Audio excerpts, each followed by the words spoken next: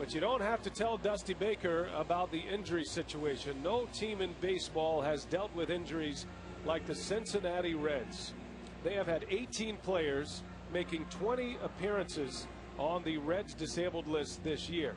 And they've lost 2 of their main pitchers, now 3 with the loss of Aaron Harang, as the Reds come in 52-71 for the season. Here's Dusty's Subway lineup. He's got Drew Stubbs leading off, a great young talent up from their minor league system. Paul Janisch bats second with Joey Votto in the 3-hole. The middle of the order is Brandon Phillips, Scott Rowland, and Laynce Nix. Johnny Gomes, Corky Miller, and Bronson Arroyo rounded out the starting 9 for Dusty Baker against right-hander Jeff Suppan. Hey, you see the numbers for Suppan. It's been about a month since he's been out on the mound with that oblique injury. A 5-8 record, a 5.27 ERA, and kind of unfortunate for Suppan because he was pecking away trying to drop that ERA until his last couple of starts, where he had given up 15 runs in his last 8 innings, covering 2 starts. Well, set the Brewers defensively for you. Ryan Braun, Mike Cameron, and Frank Catalanato in the outfield. The infield is Casey McGee, Craig Counsell, Felipe Lopez, and Prince Fielder, and a battery of Jason Kendall and Jeff Suppan. Suppan's last start against the Washington Nationals, that was back on the 27th of July. Home plate umpire is Jim Joyce, Bill Miller, Darrell Cousins, and Angel Campos on the bases, and the crew chief is Darrell Cousins at second base. First pitch of the ball game for Suppan, and it's in there for a strike, and away we go. Suppan made 2 rehabilitation starts in the minor leagues, one in Single A, Wisconsin, up in Appleton, the other in AAA Nashville. Long run for Catalanato, can't come up with it, and that's going to be a base hit for Drew Stubbs. Mike Catalanato playing relatively deep out in right field. Got a little bit of a late break on it. Just couldn't get to it before it hit the ground. Almost able to get there, but you know, the one thing that Suppan did in his 2 rehab starts, the numbers weren't very good, but he threw a lot of strikes. Concentrated on throwing the ball over the plate. He did that, and more importantly, he didn't really experience any problems with that oblique injury. Tough injury to come back from, especially for a pitcher. And it was his left oblique, the side muscle, the driving side for Suppan. He and Chris Bosio have been working extensively on his mechanics and primarily the load position. Bosio was telling us the other day he'd like to get Suppan a little more loaded up and ready to fire. Kind of like cocking a gun, you know. You want to make sure you get the reaction before the actual action of the pitch. And he thinks that might take a little pressure off that oblique muscle as well. And interestingly enough, I mean, concentrating on the timing of taking the ball out of his glove and in preparation for making his pitch, that's an interesting theory and something that most people don't think about, including me. Everything works together, though. Paul Janisch, Cincinnati shortstop. This has been kind of a makeshift lineup for the Reds. They've lost a number of players to the disabled list, a number of their starting players. They've also traded away some guys. Alex Gonzalez traded to the Red Sox. Edwin Encarnacion traded to the Toronto Blue Jays. He was involved in that Scott Rowland deal. And Scott Rowland just now getting back in the lineup for Dusty Baker, activated on Sunday. Yeah, currently 11 players on the disabled list for Cincinnati, and a lot of big names, a lot of run production and starting pitching. It's been a rough stretch for Dusty Baker. Starting pitching hasn't been very good, except for tonight's starter. Arroyo has been tremendous. That is a long list of guys that are hurt right now for Cincinnati. Yeah, 11 players currently on the DL. The latest, Aaron Harang, who had emergency appendectomy. He was scheduled to start tomorrow, but he's out for the season. Just about their entire starting rotation out. Well, Edinson Volquez is going to require Tommy John surgery. Johnny Cueto is out as well. But as Rock mentioned, Bronson Arroyo has been pretty good. He's been exceptional since early July, right around the All-Star break. Arroyo put up some good numbers, and he's usually good for a second half flurry, and he's putting another one on the board this year. 2 balls and a strike. Giannis takes one inside. 3-1 the count. And you can see Suppan really trying to establish inside. That's something he doesn't ordinarily do. It may be the Chris Bosio influence, maybe some of the things that he and Bosio working on in their side sessions. The first 2 hitters really making a concerted effort to come inside with the fastball. 3 balls and a strike on Giannis, and Stubbs takes off. That's ball 4. So 2 on to start this game for Cincinnati. A single and a walk. Suppan in his last time out a month ago here at Miller Park. That was against the Washington Nationals, and that was one of his worst games as a Brewer. And I think a good part of that game, Suppan trying to pitch through injury, ends up surrendering 10 runs in 5 1/3. He was on the disabled list the next day. And he'd been throwing pretty well before that, except for that the start right before it at Pittsburgh only lasted 3 1/3 innings. But before that time, Suppan was putting together a pretty good run of good starts. That one's lined into center right at Cameron, who makes a catch. Boy, Joey Votto stings one to center field, but Cameron is there for it. And the runners cannot advance, and the Brewers catch a break. Yeah, tough play for Cameron. Tough to judge the trajectory of that baseball. Hit right at him. Didn't have to move. And right at the last minute, because that ball sank as it got to center field. A little bit off the end of the bat for Votto. A reaction play by Cameron, able to haul it in.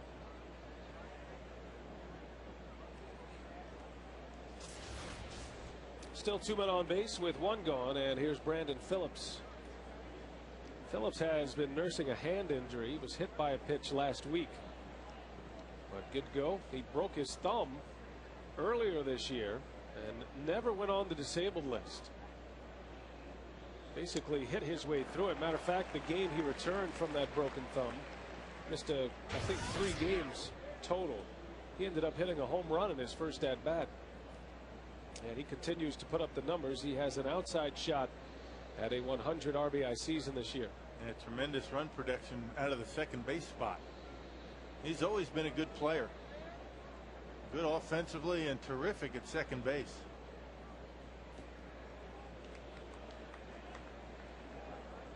And when you look at the Cincinnati lineup, there aren't too many guys that either have not been here all year or haven't been on the disabled list.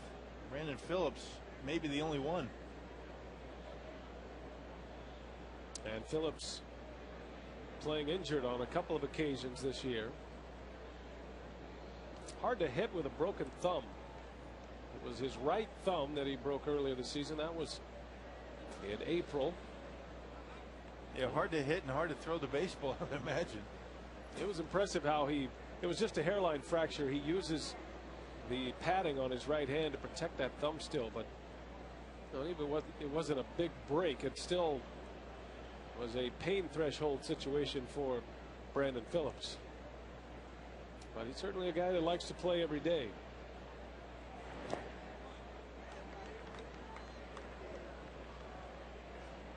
Cincinnati coming off a series against the Pirates.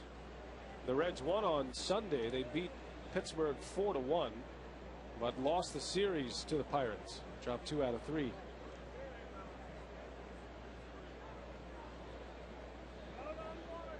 Cincinnati has not posted consecutive wins since early in the month on August 6th and 7th.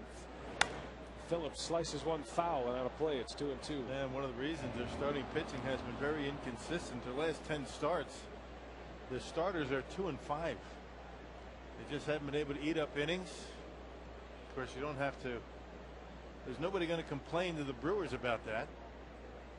Use of the bullpen an issue for just about every team right now.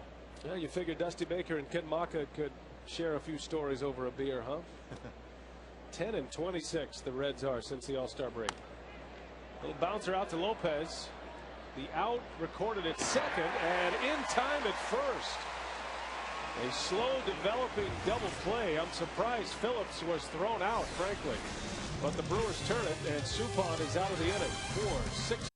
Brewer manager coming in at 61 and 63 on the year. The Brewers have set a goal to get back to 500 and then go from there. Macha's subway lineup today: Felipe Lopez, Craig Counsell, and Ryan Braun. Middle of the order is Prince Fielder, Casey McGee, and Mike Cameron. And Macha has Catalanado, Kendall, and Suppan rounding it out.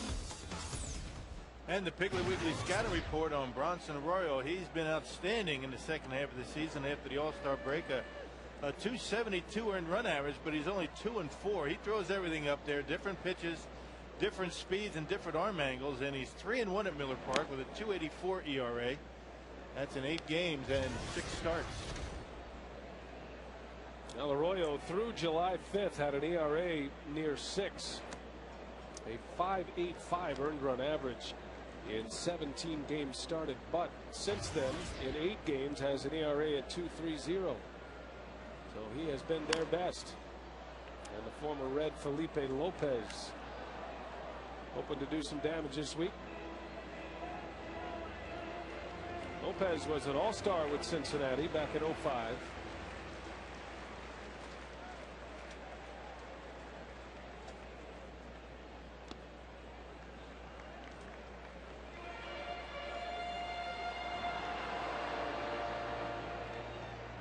Arroyo went 8 innings in his last start against the Giants last week.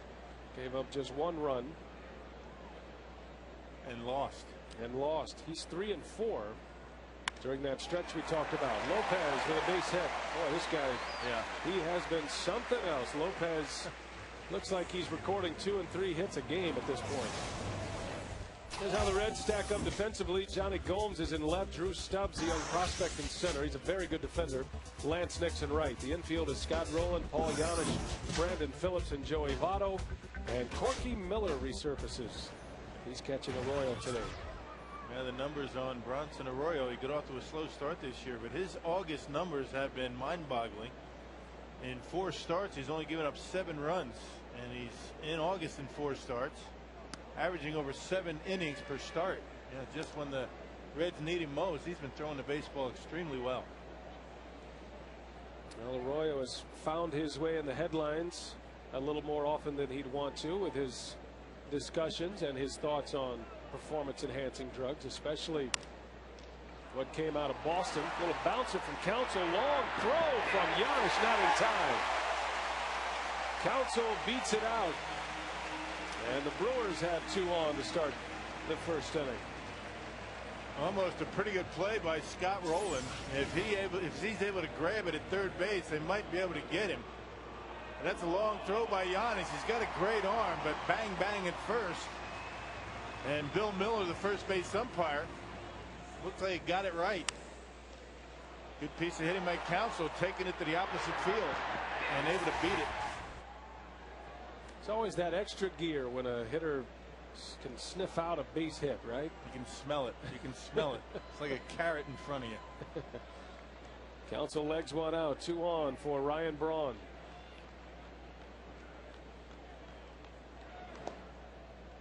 Well, Braun comes in with 27 home runs for the year, 91 driven in. He pushed over the 90 RBI plateau yesterday. Braun hit a 2-run home run that put the Brewers on top, and the lead they would not relinquish. That was yesterday, wasn't it? Yeah. They seem to run together pretty quickly, don't they? Brewers wrapping up a 7-game, 8-day road trip. Dropped 3 in a row in Pittsburgh, then won 3 of 4 in Washington.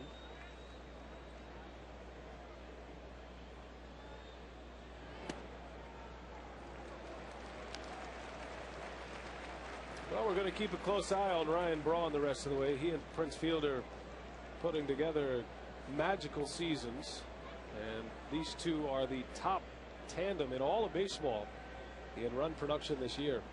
Braun with 91 RBIs, Prince Fielder with 110. Been a lot of fun watching these two go about their business every single day. Neither one of them need any days off. And we talk about pitchers that you need to get to early. Bronson Arroyo is about the poster child for that. Remember that start he had early in the season against Milwaukee? Lasted only 1 inning, 1+, 9 runs. Yeah, the Brewers got 4 in the first inning off Arroyo and then scored 5 in the second. Braun was a big part of that. Sweeping curveball for a strike. On a 3-0 count.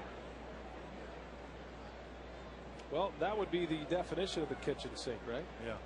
Piggly Wiggly scouting report. There is really no telling what he's going to throw when. Different arm angles, different speeds, different pitches. Keeps you off balance pretty well.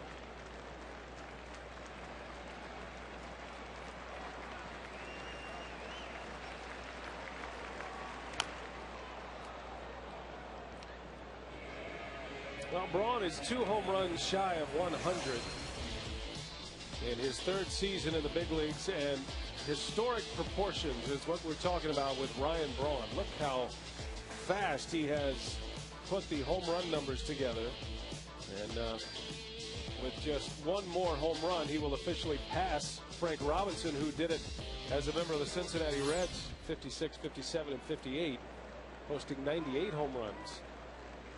Big time company for Ryan Braun. Still a month plus of baseball to play. Gets jammed that time, and this is going to work as a double play. Lopez caught in no man's land, and a line drive out that turns into 2 for Cincinnati. Man, you just got to freeze. That ball was a line drive. Didn't hit it all that well. Looked like he got it down on the trademark a bit, but can't make that mistake.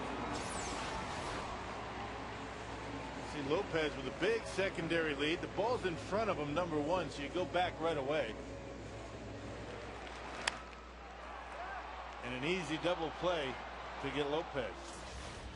And so instead of 2 on with nobody out, 2 quick outs with 1 swing of the bat. And here's Fielder with Counsell at first base. Brents opens the day with 33 homers. 110 RBIs, a batting average still north of 300. 304 coming into play today. An on-base percentage of .416 for Fielder.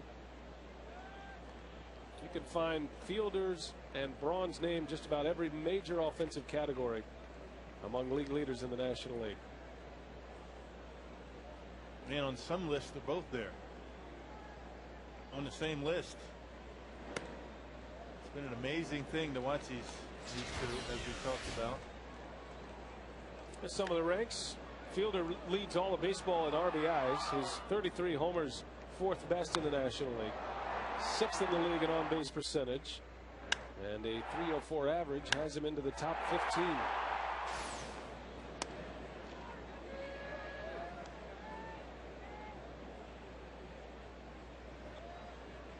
Fielder's up there in total bases in the top 4.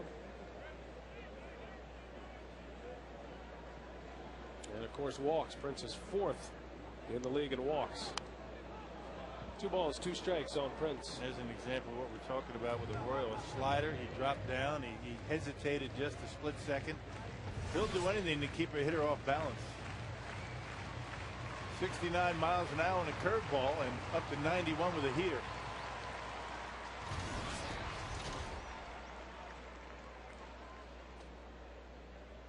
And knowing that he'll throw anything at any time, there's always that hint of hesitation when you face Bronson Arroyo. So if he's throwing strikes for all of his pitches, he's tough to handle.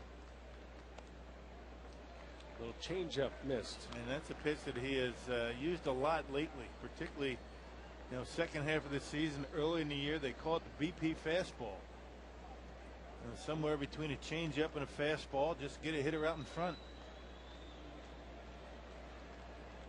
Full count, 2 outs. Counsell will start with a pitch, and Fielder rolls one toward the middle. Giannis makes a play, and the inning is over. A promising start, but the Brewers come up empty, and we're on our way to the second. You can watch your Brewers on Fox Sports Wisconsin. You can always catch the game on your computer with MLB.tv, the ultimate baseball experience, featuring 100 out-of-market games per week, all live right on your computer, and you can catch those you missed on demand. For more details, visit Brewers.com, where baseball is always on. Scott Rowland ready to lead off for the Cincinnati Reds against his former teammate Jeff Suppan. Suppan working a scoreless first inning despite a hit and a walk. Each club with double plays already in this game. Rolen is just coming back from a concussion. He really hasn't played much with the Cincinnati Reds. It's only the 6th game he's played with the Reds. Has 1 homer, 2 RBIs, 2 hits, and 17 at bats. But, he was hit by a pitch just a couple of weeks ago, and he's just now getting back. Made an appearance in Sunday's game in Pittsburgh. Activated from the disabled list and making the start here today. Yeah, he was lighting it up for the Toronto Blue Jays over in the American League. A .320 batting average. That power numbers down for him. Only 8 homers and 43 RBIs. And maybe one of the best third basemen defensively in baseball. He was putting together a nice year in the American League, hitting .320 in Toronto with 8 home runs and 43 runs batted in. Nearly 90 games as a Blue Jay. Now with Scott Rolen returning to Cincinnati, he reunites with his former general manager in St. Louis, Walt Jocketty, who's the GM with the Reds now. Took over last year full time. So a Cincinnati Milwaukee connection via the Cardinals here with Suppan and Rolen. That one is a fair ball down the line. Extra bases for Scott Rolen.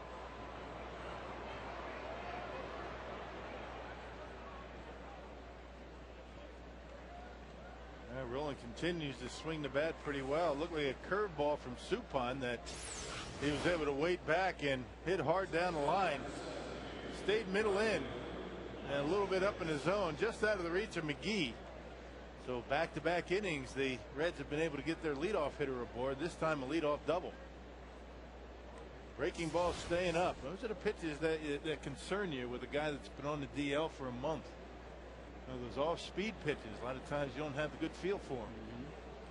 Chris Bosio talking about one of the biggest concerns he has with Suppan coming off the disabled list is the timing issue, finding the proper tempo. You know, fastballs are one thing, you can just rear back and let them go. It's getting your mechanics in order. And, release point, not worrying about that injury. Sometimes you kind of hold back a little bit.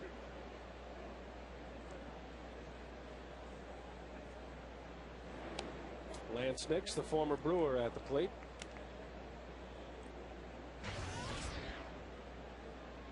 Nix did most of his power damage earlier this season, in the first month of the season. Sitting on 10 home runs, he's driven in 33.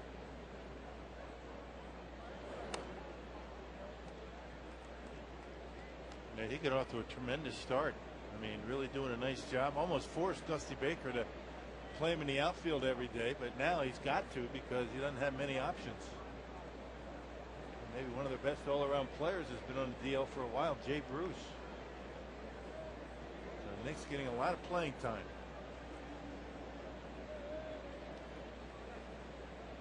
Scott Rolen at second. 2 balls and a strike on Nix. And that one's hit well to right at Catalanato. Rolen's going to tag, and he'll make it. There's some line drive outs here early. Votto and Laynce Nix, and that's the first out of the second inning. Well, that is a look at Milwaukee Bucks guard Charlie Bell. He's joining our crew today, running our Fox box right now. Make sure you get that count right, Charlie. Charlie has been doing other jobs all summer long, and you can get an exclusive look at the video at Bucks.com right now. Looks like he's got it under control. Smooth. Charlie Bell is smooth no matter what he does. Good work. And I hear he does not come cheap. All right, move that runner, Charlie. There you go. Nice. You see how he moved Scott Rolen from second to third? Yeah. Lightning fast.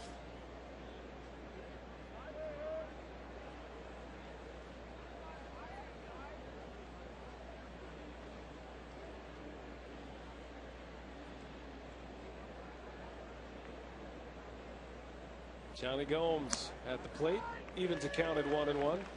So just to get an idea of what Charlie's doing in the truck. See, he can move that runner back to second base if he wants. Yeah, I get it.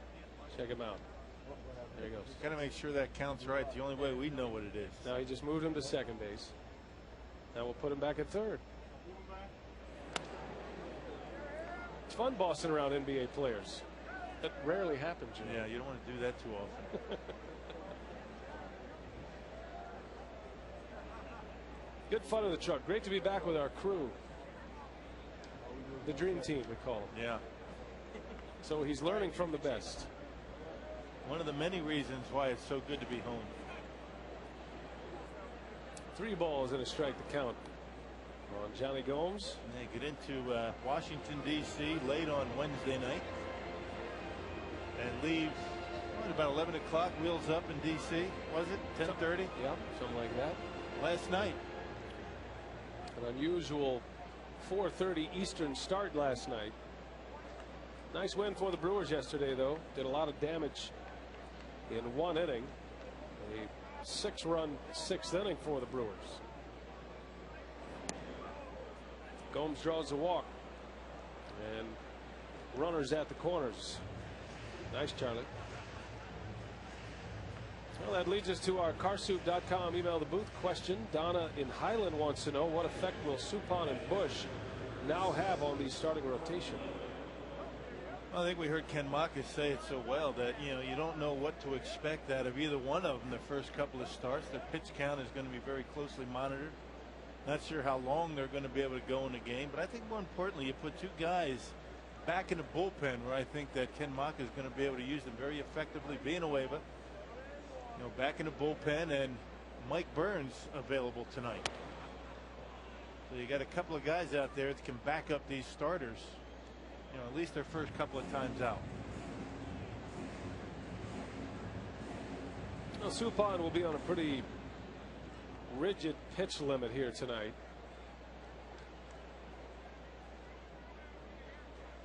Yeah, Ken Maka talking about 80 pitches for Suppan. I would imagine Bush would be in the same range, somewhere around 75, 85 pitches, depending on how the inning's going. Corky Miller with a base hit, and the Reds are on the board. So the light hitting Reds catcher just up from AAA singles to right, and Cincinnati has the early lead, 1-0. Yeah, Corky Miller has been back and forth between the minor leagues and the big leagues for a while now. Now the benefits of being a very good defensive catcher. I mean, be able to stay in the big leagues and stay in baseball a long time, and pitch up in the strike zone, just punches it to right field. You got to love having a guy around with the name of Corky. Right. Well, he put Cincinnati on top first run of the game. 2 on, just 1 out, and Arroyo up there to bunt the runners over.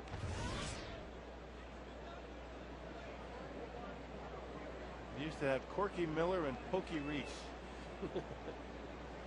with Jim Gantner in the first base coaching box. Pokey, Corky, and Gumby. Good bunt by Arroyo. Suppan bare hands. It's a nice play to get the out.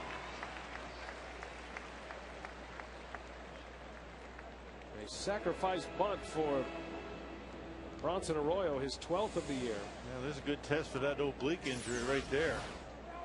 Able to bounce off the mound, able to barehand it on the second hop.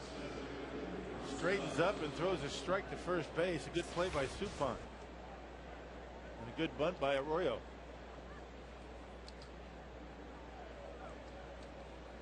Now second and third, top of the order, Drew Stubbs. A run is in on a Corky Miller single to right.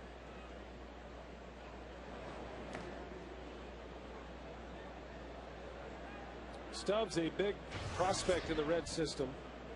Baseball America came out with their best tools edition, and Stubbs on that list with his arm strength, his speed, and his defensive ability in center field. Good looking young player. He takes over for Chris Dickerson, who injured his ankle on Sunday. And the one thing missing that you mentioned was his offensive abilities. Off to a slow start. Not sure he's ready to hit in the big leagues, but a very good defender. Stubbs hit a walk-off home run against the Giants last Thursday. Was hitless in the Pirates series, 0 for 8, and now 4 for 21. His brief run in the big leagues this season, 4 hits and 21 at bats. This big kid with pretty good leverage up there at the plate. You can see how he gets a hold of one. He'll hit it pretty well. Looks like a low ball hitter. Had a good swing of the slider that time from Suppan.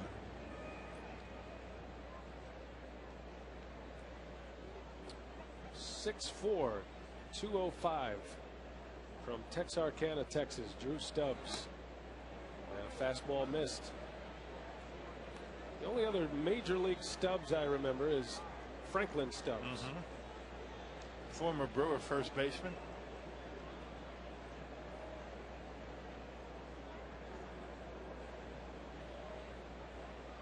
It's great barbecue in Texas. It's a great place called Stubbs Barbecue.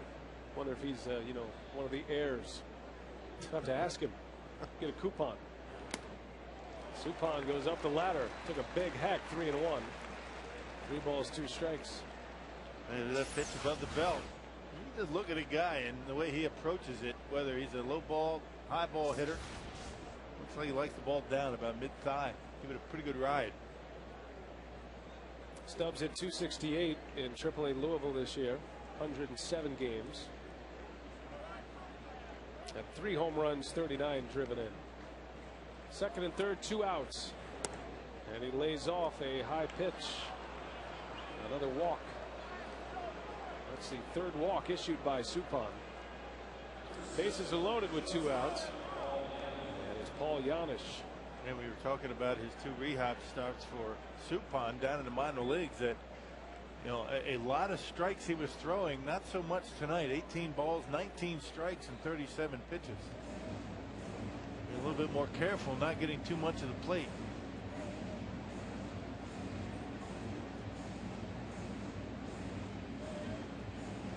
Two hits and 2 walks in the inning. The Reds have the bases loaded. And Paul Janisch at the plate. Janisch walked his last time up.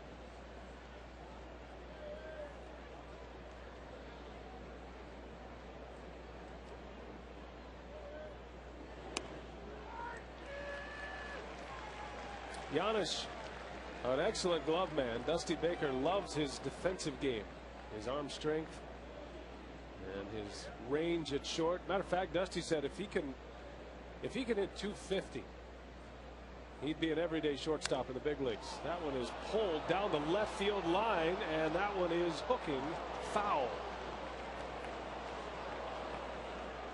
And not by much. Well, Janisch gave that one a pretty good ride. Goodness. Second deck. Just hooks foul as it gets to the foul pole. Angel Campos had it all the way. 0-2 the count. A run is in for Cincinnati. Bases loaded here with 2 outs. Suppan trying to wiggle off an early hook. Reds have already had 6 base runners through the first 2 innings.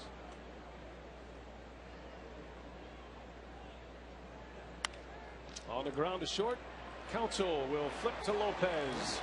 And the inning is over. 1-0. The Reds lead it. Charlie Bell take a bow. Nice going. By a run as you take a look inside the truck where the magic happens. Craig Counsell picked up one of the 2 Brewers hits in the first inning, and Craig returns to the lineup after Ken Maka gave him a day off yesterday in Washington. Maka said he really wants to be careful how he uses his 39-year-old reliable veteran because he's been so productive. He's having one of his better seasons of his 13-year career, but Ken Maka said he did turn 39 on Friday, and he wants to make sure that he doesn't overuse him and ruin this magical season for Craig Counsell. So, guys, it'll be interesting to see how Ken Maka continues to use Counsell down the stretch. Well, it will be interesting because he's got it. You know, Alcides Escobar that he would love to be able to put in the lineup as much as he can, but you just can't put, you know, guys like Casey McGee and Craig Counsell on the bench too long. They've had too good a seasons. I mean, you can't do that to him. So you stick him out there at third base once in a while, put him at short, give Escobar a day off. Escobar's been swinging the bat pretty well. And the other part of that, Ken Maka wants to make sure that Escobar gets time with Willie Randolph, between, and the best way to learn is to play 4 or 5 times a week and then get the 1 day off. That's pretty much the plan Maka and Doug Melvin had for Escobar to start when he was promoted to the big leagues, and they've held right to that. And typically, you don't see it now, but typically Escobar will stand with or sit with Willie Randolph on the bench the days he doesn't play, and they go through all the scenarios and kind of let the game slow down a little bit for Escobar. And even when he does play, the first guy that is waiting for him is Willie Randolph. If there's a situation or a play that happened in that inning, Willie will take him aside, have a few comments for him. There's a lot more to it than just playing the position, fielding ground balls. There's positioning, there is certain hitters, how you play certain hitters on certain pitches. There's getting to know your own pitching staff. All that goes into it.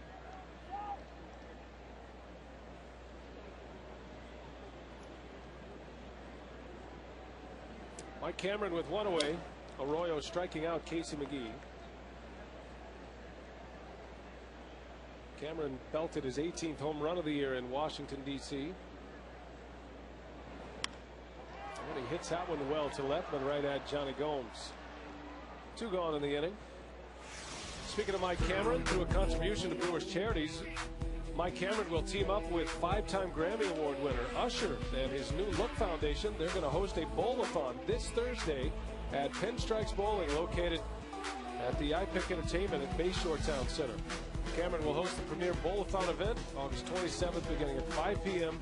There'll be a VIP reception and a silent auction. Bowling begins at 6 o'clock.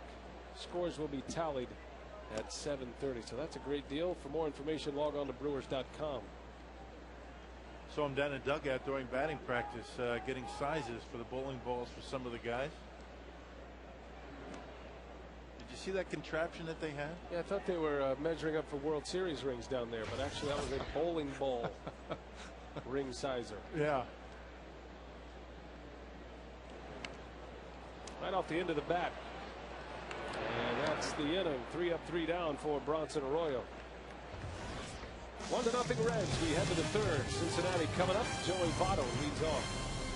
Brewers baseball on Fox Sports Wisconsin is presented by Laynce Farm and Fleet. You'll always find value at your local farm and fleet.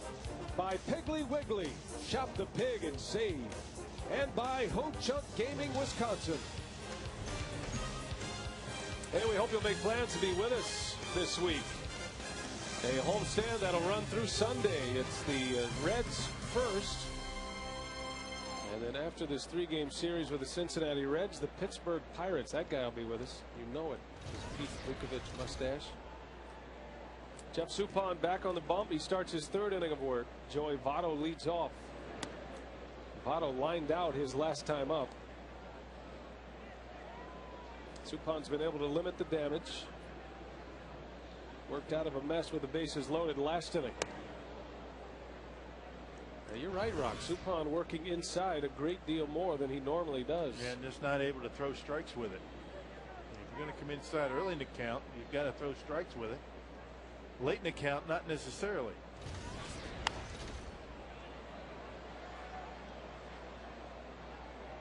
Joey Votto, one of the best young hitters in the game. Made a run at Rookie of the Year last year. Finished 2nd in the voting to Giovanni Soto of the Cubs. Votto hitting .312 with 18 home runs and 61 driven in. Missed a good part of the order with anxiety disorder.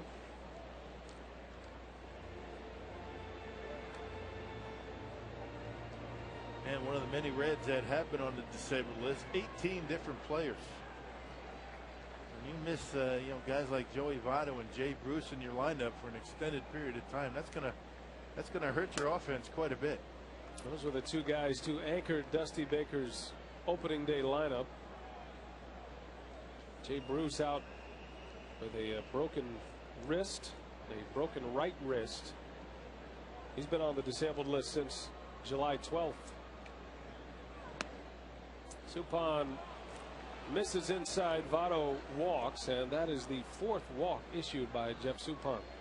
And a pitch count that is rising quickly. Yeah, it didn't give Votto anything. No fastball in the outer half. Everything inside. He's not able to find the corners with it. But the one thing he was able to do, he didn't leave it out over the plate and allow Votto to hit it hard somewhere. 3 consecutive innings the Reds have had their leadoff hitter on. So the Reds with 3 hits and 4 walks, and yet only 1 run on the board. Brandon Phillips, he rolled into a 4-6-3 double play last time up. This time he rings one to center field. Cameron cuts it off. Votto's on his way to third, and he'll make it. From first to third goes Joey Votto. Good piece of base running. And the Reds again have their first 2 men aboard. I'm kind of surprised that he took off and went to third base, but able to make it easily. His throw was right on the money, but it hit Votto in the back as he slid into third base. Would have had it easily. Cameron shading him over toward right center. It took him a while to get there, and by that time a little bit too late. Good base running by Votto.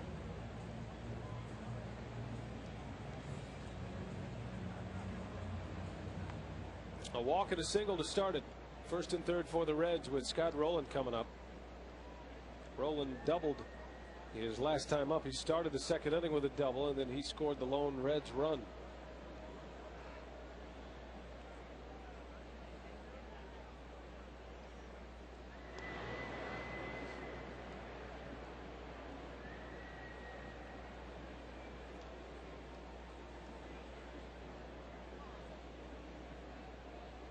Phillips always a threat to run. This would be a good spot to do it as well. Has 20 stolen bases this year. Suppan just unable to get a strike called on that inside corner. That's what it's really an art. It's an art form to be able to pitch inside and throw strikes in there. Hitters are so conditioned to look on the outer half of the plate. When you do throw it inside, you got to throw it for strikes early in the count because they're not looking for it in there. They're looking for the fastball away, the sliders. There's a good pitch. Rowland gets jammed, and he'll dump it into center field, a base hit. But it was a good pitch. That's the key. I mean, Suppan certainly has established a pattern that he's going to throw that fastball in on the hands of both lefties and righties. And not rewarded for making a pretty good pitch. I mean, not much you can do about that. I mean, that's a good pitch to a good hitter. Able to pull the hands in. You see that belt buckle facing Suppan, and able to fight it off and dump it into the outfield for an RBI. Not anything Suppan could do about that. A walk and 2 hits. Chris Bosio to the mound. And the Brewers in trouble here early. 2 runs are in on 5 hits already. And 9 base runners for the Reds in 2+ innings. Quick trip to the mound for Bosio. Laynce Nix will be the hitter.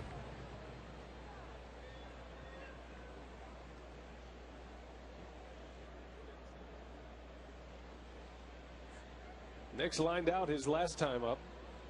Hit a shot right to Catalanato in right field. Brewers are looking for a double play ball here. They'll concede the run if they can turn 2. They certainly don't want to fall too far behind Bronson Arroyo the way he's been throwing the baseball. He hasn't been giving up too many runs.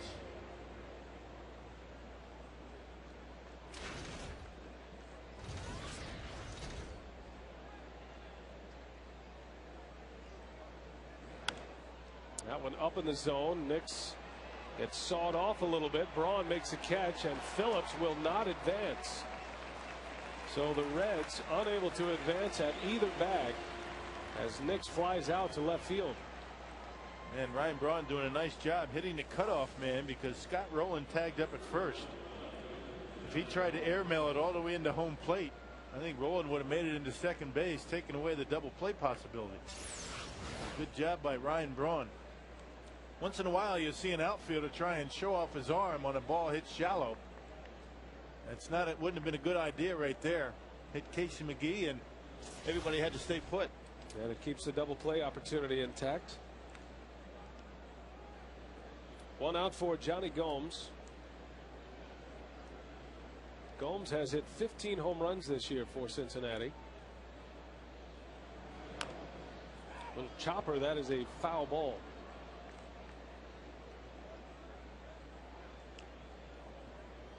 Gomes hit a big home run against the Brewers earlier this season, what proved to be a game-winning home run late in a game in Cincinnati. And with so many injuries, Gomes is another guy that has enjoyed probably a little more playing time than he expected. And once again, when your starters get hurt or they're not productive, you get your guys on the bench and they have to start. It weakens your bench quite a bit. Johnny Gomes has always been a good hitter. A tough time to find a spot to play.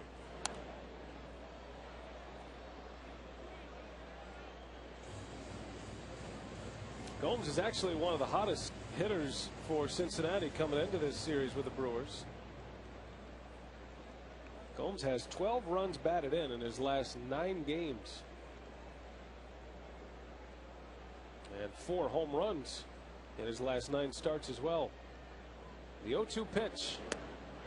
Got him. Struck him out right on the corner.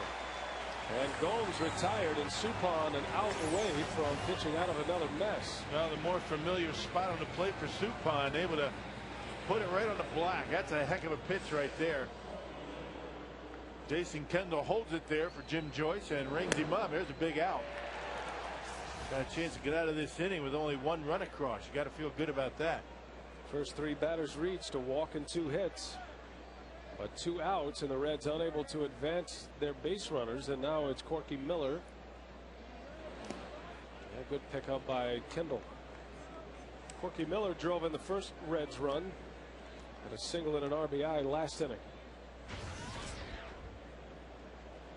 You don't have to throw him strikes here. You've got Bronson Arroyo on deck. He's a good hitting pitcher, but he's a pitcher. I mean, don't give in here if you fall behind.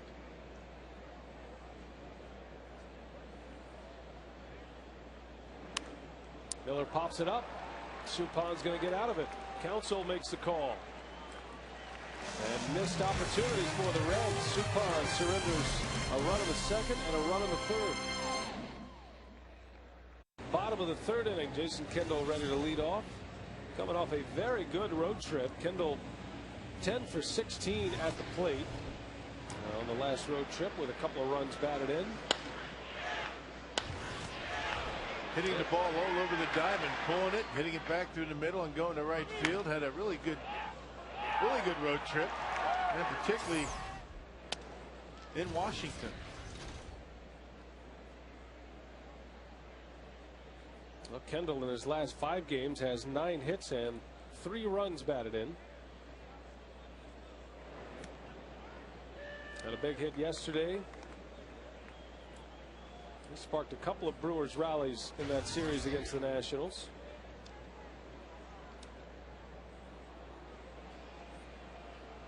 Really hasn't been much wrong with the Brewer offense, particularly on that last road trip. 7 games.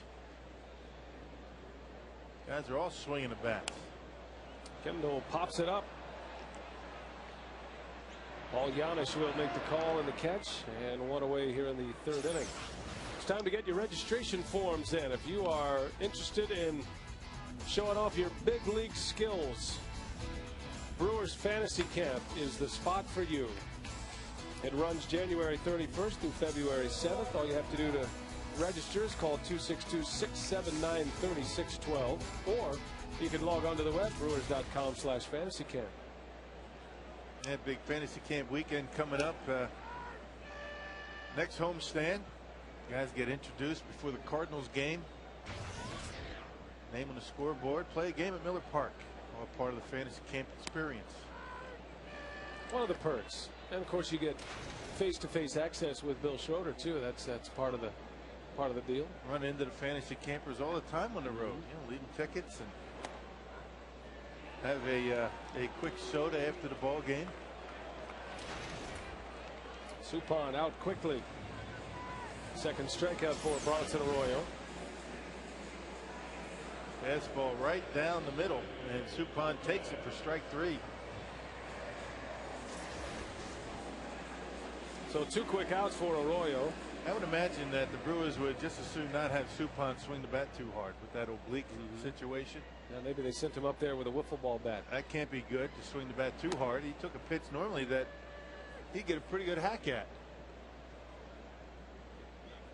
Top of the order, Felipe Lopez singled his last time up and now hitting .359 as a Brewer.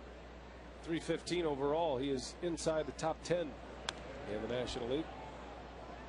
Brewers have back-to-back hits to start against Arroyo, but nothing since.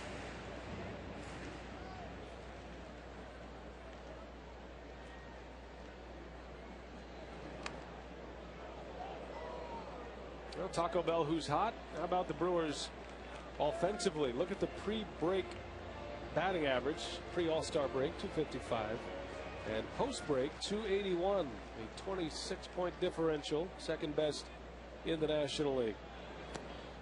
That makes a hitting coach proud. Dale Swain has maintained pretty steady course with the Brewers offensively. They put up some big numbers on the road trip. A lot of double-digit hit performances on the trip in all but 2 games. Nice to have Fielder and Braun leading the charge, however. And the supporting cast, the guys around him really starting to swing the bats well. Took 6 innings for the guys to get going yesterday. Hopefully that won't be the case today. Milwaukee being shut out yesterday through the first 5 innings by Colin Ballister until their 6-run 6th.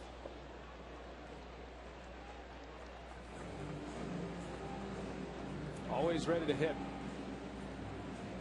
It's one of Braun's little idiosyncrasies he does when he warms up.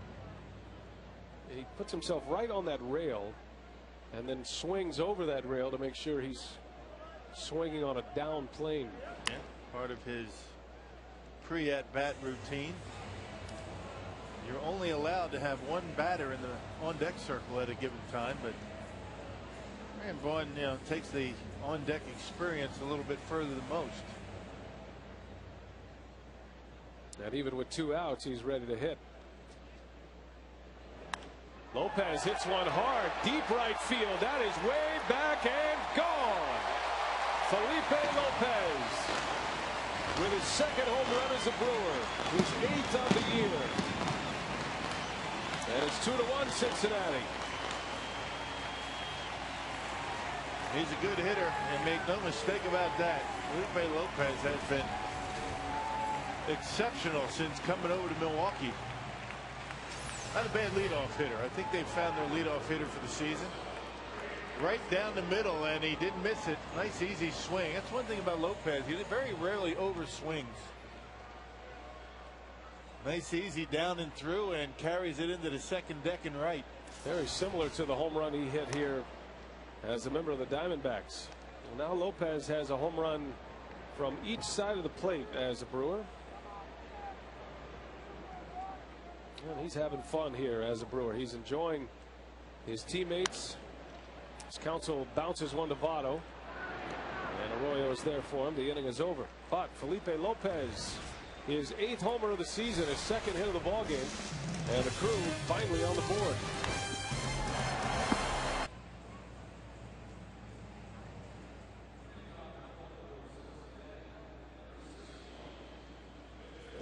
Well, now for a look at tonight's Guess the Stance feature. Who is this former Major League player?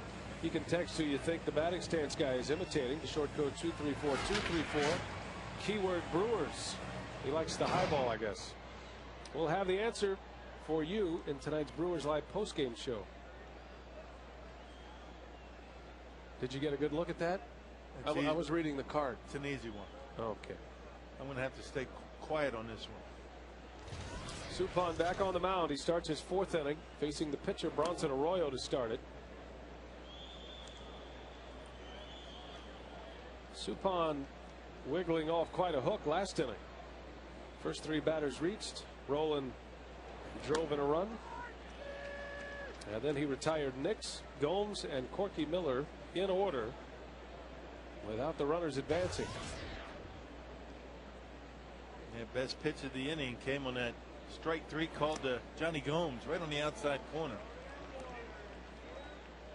Kind of gave him the opportunity light at the end of the tunnel to get out of that inning without a big run coming across.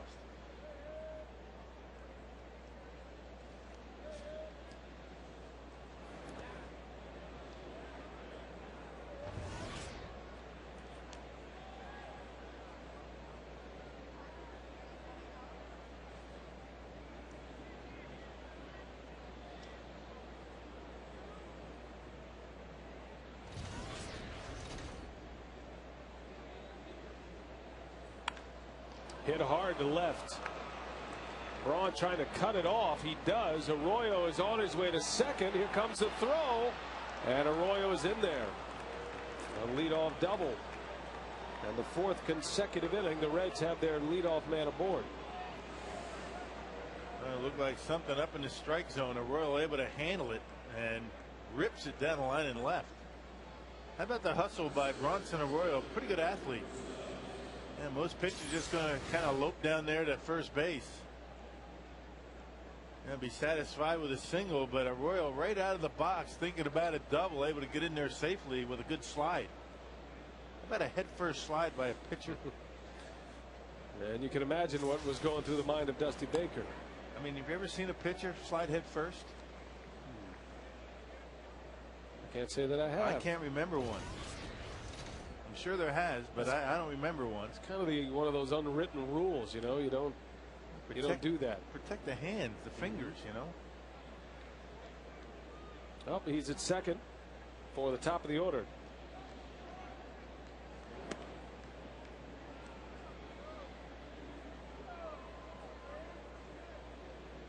Well, the leadoff runner has scored in each of the last 2 innings. Suppan stranded a leadoff single in the 1st. Tough to work around a leadoff double, however, especially with the top of the order coming up. That was hit hard to McGee. He'll look Arroyo back. Yeah, good play for out number 1. Quick hands by Casey McGee. He was in on the grass looking for a bunt from Stubbs. You're going to make it out. You better hit it to the right side, at least early in the count. Stubbs hits it hard, but right at Casey. Leads us to our Aflac trivia question. What primary position did Felipe Lopez play during his All-Star season in '05 as a member of the Reds? That's a good question. The everyday second baseman for the Brewers. There was talk when Lopez arrived to town after the trade that he'd play a little third, play a little short. Well, he's pretty much been penciled in second base every day. Had a little hamstring tightness right at the outset in his 3rd game with the Brewers, and that knocked him out for 3 days. But other than that, he's been out there every game. Yeah, his bat made that decision for Ken Maka. He's not sitting the bench.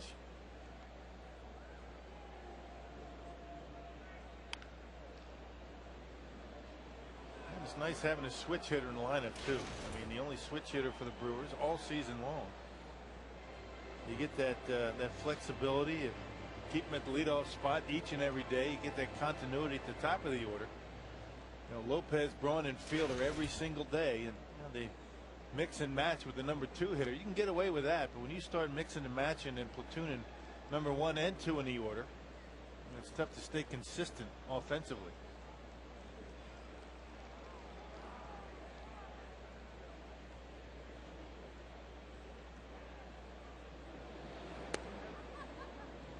Two balls and a strike on Giannis. Giannis is 0 for 1. He walked in the 1st and then rounded out. How about that? Thunder rolling through Miller Park. Wow. And people cheering because of the roof. If there wasn't a roof, they'd be heading for high ground.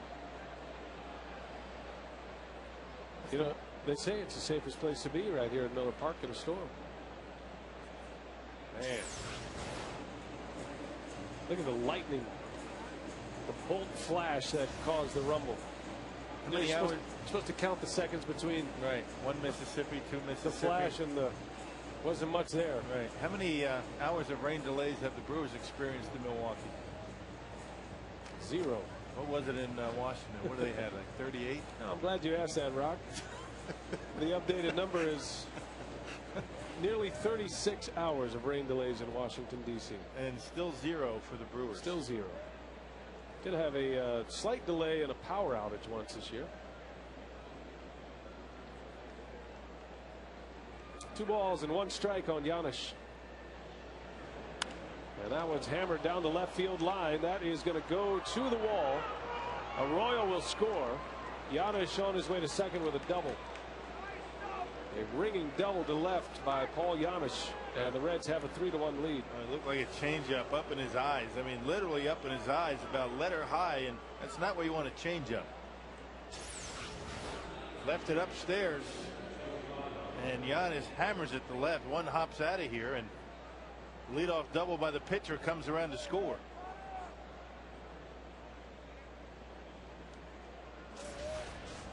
Now the double by Giannis will allow the Brewers to walk Joey Votto.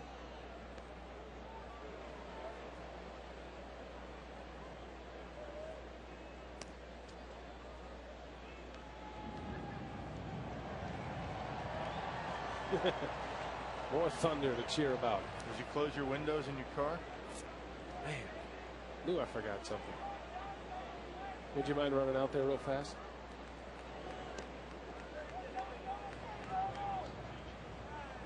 Carlos Villanueva begins to get loose. First and second.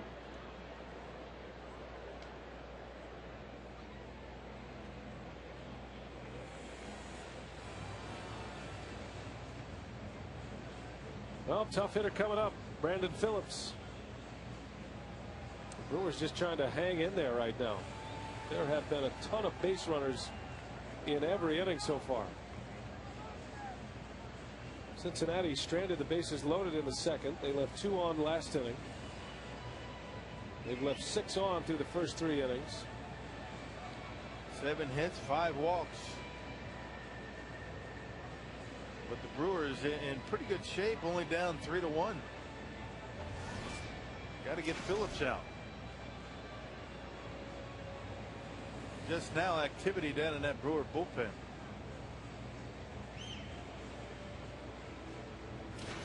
So Bosio has had his say. And we'll see what Suppan has in mind for Brandon Phillips. 3-1 Reds. First of a 3-game series with the Reds. And a 6-game homestand.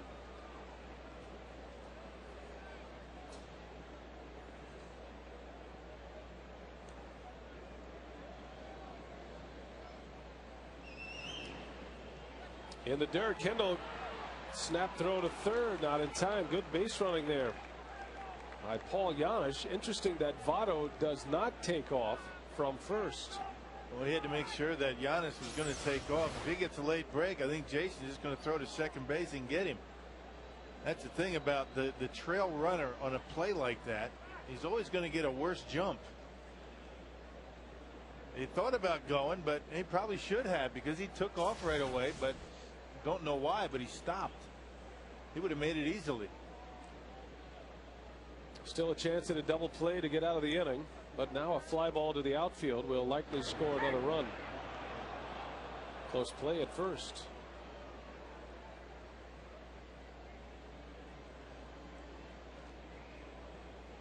Suppan's been walking the tightrope all night. He's been able to limit the damage up to now.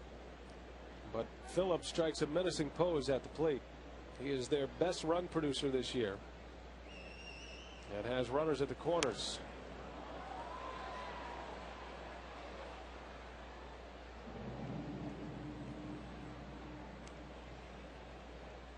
Now, Suppan hopes to get a ground ball. He's got to get the baseball down. I mean, that last fastball up in the strike zone, and that's exactly what Phillips wants. He wants something upstairs so he can hit a fly ball, minimum fly ball. Doesn't want to hit a ground ball here because that may end the inning. Soup's got to get these pitches down around the knees. Phillips grounded into a double play to end the first inning. And that one's bounced to third. Great play, McGee. His only play is first, but able to get it out without a run scored. That was some kind of glove work by Casey McGee at third base. And a good throw. Very surprised that Giannis didn't take off on the ground ball. I mean, you're told as a base runner that first and third with only one out, you got to take off to eliminate that double play. Good job by Suppan. There's the pitch that Brandon Phillips wanted. That pitch up in the strike zone. Got one a little bit further down, and a nice play by Casey McGee. And I don't know why, but Giannis didn't take off. Always have to take off on a ground ball like that. He would have scored easily. No, instead, Suppan again a chance to get out of it. 2 outs with Rolen up there. A bouncer to McGee. And that's your inning. Jeff Suppan wiggles off another hook. 3 runs have scored, but the damage could be a whole lot worse. Check in with the crew in the community. Fans, you can enter an online auction at Brewers.com for a chance to watch the crew take on the defending World Series champion Philadelphia Phillies on Friday, September 25th, from some of the best seats in the house. Ryan Braun Suite. That's right, Ryan Braun Suite. The winner will receive 12 game tickets, 2 preferred parking passes, ballpark fare, and a chance to meet Ryan Braun after batting practice. Proceeds will be donated to Brewers charities with an earmark for the Little Brewers Baseball Club, guys. All right, Telly, thanks a lot. Good event for Ryan Braun. Good opportunity for Brewers fans as Braun leads off in this 4th inning. The panels are being closed as we speak. It is pouring outside Miller Park. Bring an umbrella? No, got a roof. For the walk to the car. Oh, I'm just going to stay here until it stops. Plenty of rain. I love the roof. Yes. I love this ballpark. And you know what? You love it even every time you go out on the road and you sit through a rain delay. Pittsburgh, Washington, a lot of rain. That's one thing you don't have to worry about here in Milwaukee. We are very, very lucky.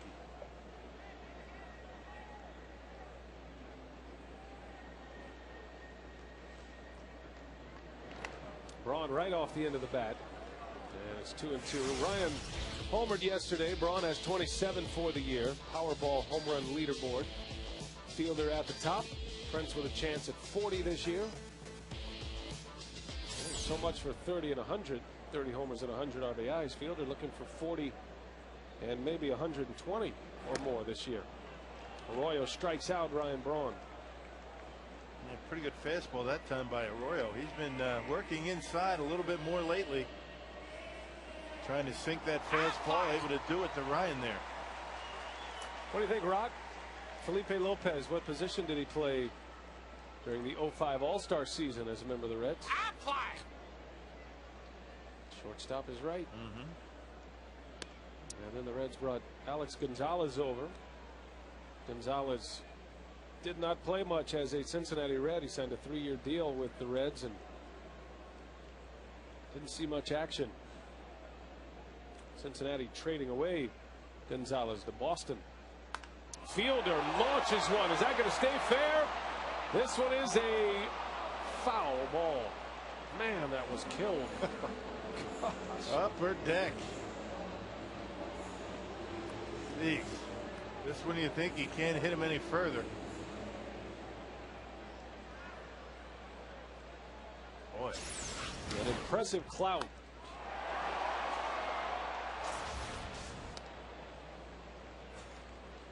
Well, Arroyo tried to come inside, and Prince turned it around, nearly kept it fair, and went right back in there. That's what you love about Arroyo. He doesn't throw very hard, but I'll tell you, he's not afraid to come inside.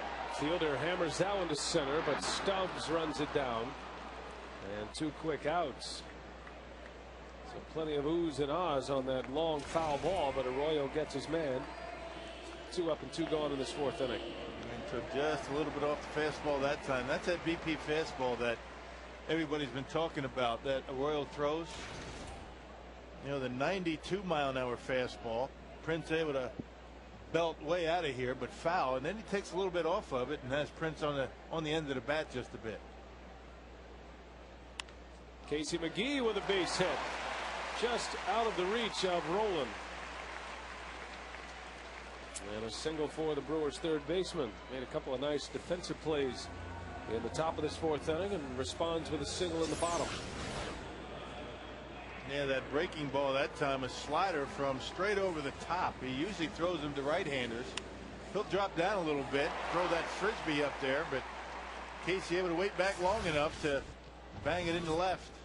Well, there aren't many hitters who swing at that pitch on the first pitch. Arroyo gets a lot of called strikes. Matter of fact, that pitch is known in baseball terms as a get-over curveball. But McGee, if he sees a strike, he'll bang it. Yeah, particularly up in the zone. He likes the fastball up in the zone about belt high, and if that ball was down around the ankles, I don't think he would have swung at it. I mean, the fact that he's looking for a location is the key. He got one in the location that he was looking, regardless of the speed. And all of a sudden, the Brewers are a swing away from tying this game up. And a power hitter at the plate. Bounces one through, a base hit.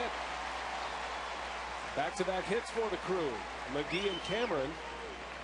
And 2 men aboard for Frank Catalanato. Brewer getting behind 2-0. He throws the BP fastball, and Cameron able to find the hole and keep the inning alive.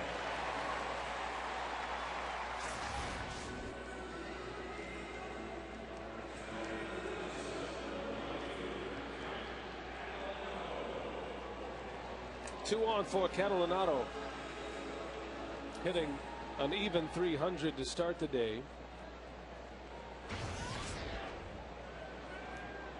Catalanato grounded out his last time up. Saw Corey Hart today. He was into his drills and still counting on a early September return to the Brewers.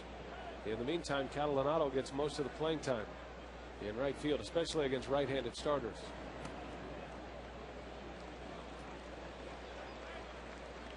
Yeah, saw Ricky down in the clubhouse today. He's looking good. Ricky Weeks says he wants to play this year, but he doesn't think the Brewers are going to let him. Not going to happen. He wants to escalate that program. He does look good. Yeah, no reason to do that. And earlier today, Corey Hart and Ricky Weeks both working out on the field. Weeks trying to get his legs back in shape. Hart doing the same.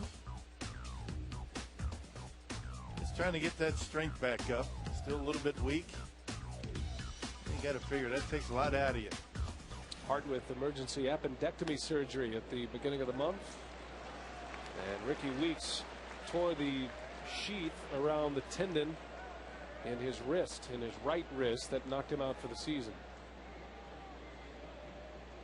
As the rain continues to fall outside Miller Park. As we continue to play. Catalanato walks. Good at bat by Frank Catalanato that loads the bases here with 2 outs, and Dick Cole is on his way to the mound. Well, it looked like Arroyo was going to have a nice quick inning. First couple of outs, he got Ryan and Prince.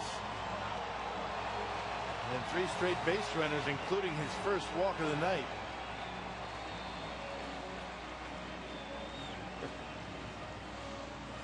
Time now for our U.S. Cellular text to vote question of the week. It was 20 years ago yesterday that former Reds great Pete Rose received a lifetime ban from baseball. And our question this week is, should Pete Rose be reinstated to baseball? You can text your answer to 234-234. Text W for yes or X for no. We'll give you the final results at the end of the week. There's been a lot of talk about that lately. Good to get your opinion on it. Keep it running all week long. Here's Kendall now facing Arroyo with bases loaded. 3-1, the Reds lead it, and Kendall cuts right through a fastball. Arroyo can be sneaky fast with his 89-mile-an-hour fastball. Especially when you go up there and look off speed. You look for that slider, you look for the curveball. Then he'll put that fastball in on your fists. Like that. 0-2. Two-seam fastball that Jason swung over the top of.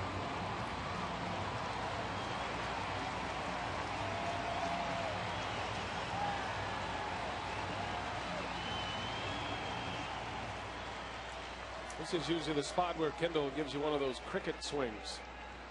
Serves one into right center. 0-2 the count. Ooh, high and tight. He buzzed him with a fastball, and it's 1-2. Yes, he did, figuring that Kendall was going to be leading that over the plate for that breaking pitch. Well, that's the first move. And driving that front shoulder toward the second baseman, and Arroyo stands him up. These two were battery mates in Pittsburgh. Kendall and Arroyo.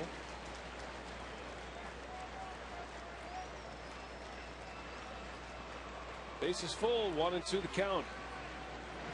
And Kendall pops it up. Laynce Nix will make the call and the catch. And the Brewers strand the bases loaded.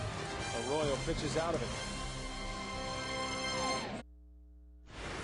Time to get you caught up. 4 innings in the books, 4 runs scored, 3 by the Reds. And they would get started in the top of the second inning. Is Corky Miller with an RBI single to right. Scott Rowland will cross the plate to give the Reds an early lead. Then in the top of the third is Scott Rowland driving in a run. It's Joey Votto who would score, and the Reds are on top 2-0. Then in the bottom of the third, Felipe Lopez goes deep for his second home run as a Brewer to get the Brewers on the board.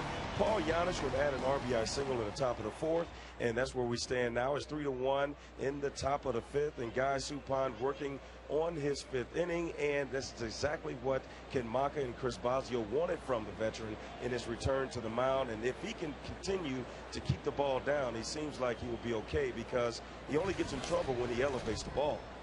Now Suppan put on a fairly strict pitch limit of 80 pitches, but he is approaching that limit quickly here. He's got 77. Remember, the 4 of those came on an intentional walk. So I'm sure Maka would love to get Suppan through this 5th and then give him a chance to win the game. Suppan's spot in the batting order due to lead off next inning. So this will be his last inning. Yeah, that's the key. He would love to have Suppan be able to get through this inning. That way he doesn't have to, waste a pitcher to bring him in this inning and automatically have him get pinch hit for. A little bit early for a double switch. At the bottom of the order coming up, Laynce Nix will be followed by Johnny Gomes and then Corky Miller. 3-1 Cincinnati. Reds have scored single tallies in each of the last 3 innings. And in each of the first 4 innings, they've had their leadoff runner aboard. Kind of reminds you of Giovanni's start yesterday, doesn't it? A lot of base runners. The Washington Nationals last night. In the first 5 innings, 1 for 12 runners in scoring position. And tonight, for the Cincinnati Reds, 3 for 13 in 4 innings. 13 at-bats with a man in scoring position already. But Suppan's been able to minimize the damage. And he breaks the bat on Laynce Nix to start this 5th. So 1 gone for Johnny Gomes.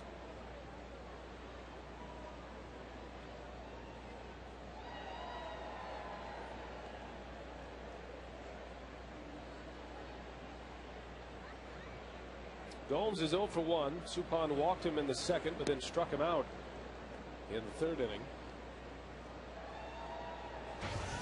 Coming to the Reds from the Tampa Bay Rays. Part of that magical run last year in Tampa Bay. Another cue shot. Gomes will take his hacks. There's no question about that. And there's no such thing as shortening up with 2 strikes with Johnny Gomes at the plate.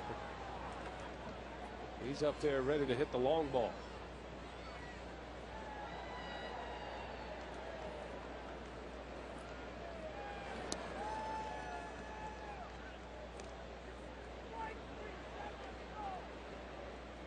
Gomes was in the big leagues in 03 with Tampa Bay. He didn't play much in 03 and 04. Matter of fact, his rookie season was 05. in his first season in the National League. Taking another big rip, and it's 2-2. Gomes' best home run year was in 05, his official rookie season. He had 21 homers that year and finished third in the Rookie of the Year voting that season. And unfortunately, he was hurt throughout the playoffs last year for Tampa. You put all those years in, and you strike gold, and you can't participate.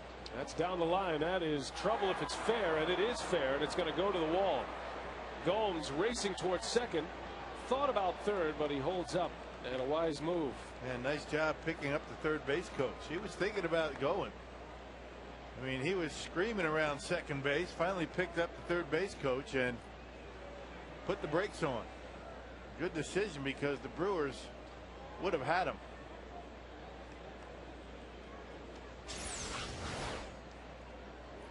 That's not a bad pitch by Suppan. I mean, down and away, wasn't even a strike. And a good job of hitting by Gomes, hitting it down the right field line. Catalanado does a nice job hitting the cutoff man, keeping Gomes at second base. Picking up the third base coach nice and early. He knew right away that he wasn't going to attempt it. One thing about picking up the third base coach, you got to make sure you touch second base. Nearly tripped over the bag. Sniper. At some point, you got to make sure you know where second base is. And that was a perfect example of a runner who could not see the baseball down in the right field corner, picking up the third base coach in plenty of time. And different if the ball was in left field, then you have the play in front of you and you make your own decision. Don't need the coach. But you see a lot of guys not watching that coach or not picking up that coach and ended up getting thrown out at third base. Actually turning all the way around. Some guys you'll see turn all the way around as they get to second base. No reason for that. That's why you have a coach. Well, a runner at second, another runner in scoring position for the Reds, and it's Corky Miller at the plate. Good play by Kendall.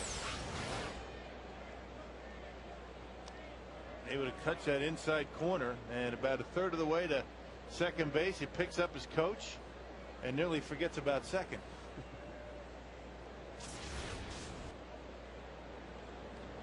Textbook base running. Lacked a little grace, but he did it the right way.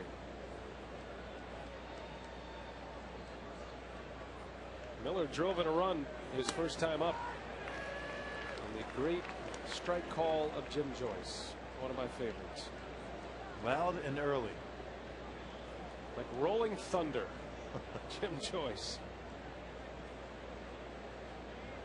Always a joy to call games when he's behind the plate. He's been an umpire a long time. Jim Joyce was a minor league umpire when I was in the minor league circuit. That's how long he's been around. That's forever. Yeah. It is. Jim Joyce on a crew that is chiefed by Darryl Cousins. Joyce in his 21st year, actually his 22nd year, he has 21 years of big league service time.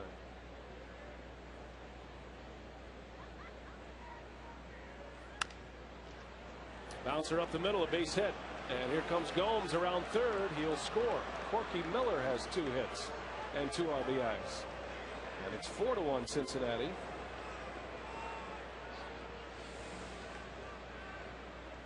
Bottom of the order has been doing a lot of damage for Cincinnati today. I'll tell you. Gomes has been on twice. Corky Miller's been on twice. Bronson Arroyo with a double.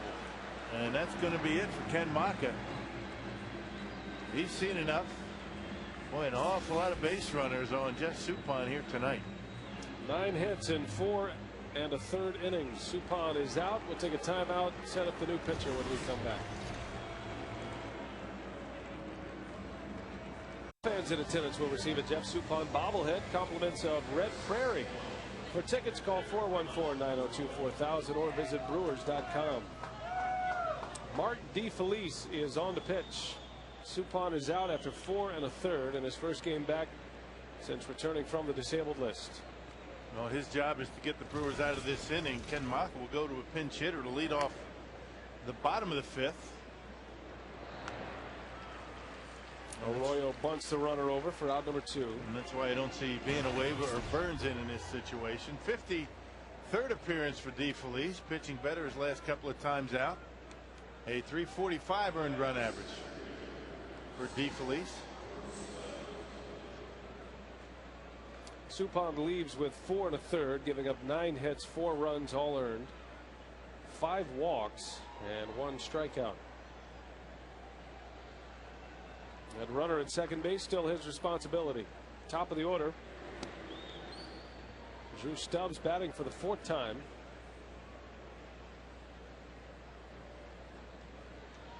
Well, the big day for Suppan comes tomorrow, when you see how his injured oblique holds up after a start in the big leagues.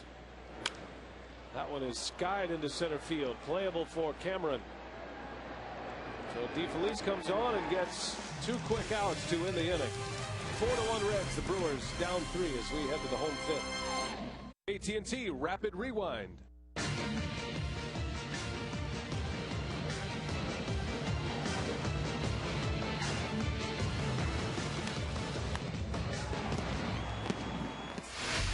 AT&T, the nation's fastest 3G network. AT&T, your world delivered. And tonight's time of the game winner is the Whistle Stop in Woodman. If they call the Brewers by 8 o'clock tomorrow morning, they get 40 tickets to a 2009 Brewers home game. This offer courtesy of the Tavern League of Wisconsin and our good friends at Miller Lite. Pitcher spot due up. Jason Bourgeois will hit instead, coming off that Brewers bench. So DeFelice gets the final 2 outs of the 5th. Suppan finishes with 4 1/3 and 9 hits and 4 runs. And the Brewers in a catch-up position. Had the bases loaded last inning with 2 outs. Could not punch one across. They had 2 outs and nobody on, a couple of hits and a walk, but Arroyo able to wiggle himself off the hook. Brewers have had only 2 at-bats with men in scoring position tonight and are 0 for 2. The Reds feel as though they should be well out in front of this one. It's one of those games where, with 9 hits and 5 walks, 14 base runners, to have only 4 runs at this point, I think the Brewers feel like they've got a small victory already. Yeah, could be worse, a lot worse. Cincinnati has left 9 men on base already through the first 5 innings. Bourgeois strikes out at slinging curveball from Bronson Arroyo, and his 4th punch out. Back to the top of the order, Felipe Lopez homered his last time up, his 2nd hit of the game against Arroyo. Powerball home run number 8 of the season. His 2nd as a Brewer. He's hit a home run from each side of the plate as a Milwaukee Brewer now.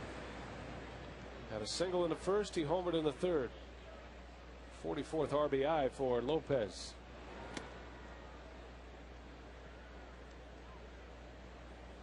Felipe Lopez and Ricky Weeks went to the same high school in Orlando. Lopez was 2 years ahead of Ricky. Played together, know each other very well. They've known each other since they were little kids. And then Prince Fielder, once he moved to Orlando, kind of joined that group as well. So Lopez pretty well connected with a number of Brewers players, including Weeks and Fielder and Mike Rivera. He bounced around quite a bit,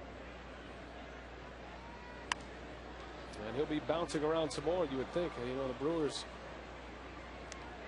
interesting to see what they do with Lopez. He's a free agent at the end of the year, and obviously with Ricky Weeks coming back, second base is accounted for.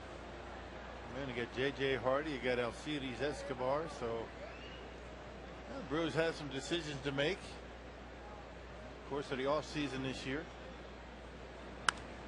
Lopez just flares one. Giannis pulls it down. Out number 2. And the first time Lopez has been retired. Yeah, it's amazing how small the baseball community is when you get guys that They may work out together in the offseason. All of a sudden they become teammates, and teammates all of a sudden. It's one of those things where you never know who you're going to come across in this game. I mean, there's not that many guys that are in the major leagues, and throughout the course of your career you're going to have stories like that quite a bit. It is an exclusive club. I suspect though Lopez he's going to get a pretty good number in free agency. I mean, looks like he's going to be a 300 hitter again this year. As Counsell bounces one to Giannis, took a tough hop. Look at that arm. Wow. Counsell retired, 3 up, 3 down for Bronson Arroyo. 4-1 Cincinnati. Brewers baseball on Fox Sports Wisconsin is presented by the Wisconsin Lottery and its family of instant scratch games. Odds are you'll like them. By Airtran. Go. There's nothing stopping you. And by Aflac. We've got you under our wing. And this copyrighted telecast is presented by authority of the Brewers and may not be reproduced or retransmitted in any form. And the accounts and descriptions of this game may not be disseminated without express written consent of the Brewers. 4-1 Cincinnati in the opener of this 3-game series. Jeff Suppan is out. Mark DeFelice got the final 2 outs of the 5th. And here is Carlos Villanueva to give Ken Maka hopefully a few innings here tonight. Had a pretty good outing, his first relief appearance after 5 starts. That was a couple of days ago in Washington. 2 2/3 of scoreless baseball.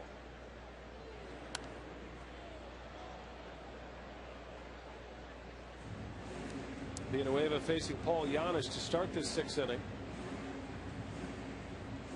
Giannis had an RBI double in the 4th. The Reds have scored in every inning but the 1st, but only 1 run in each of the last 4 innings, with base runners everywhere.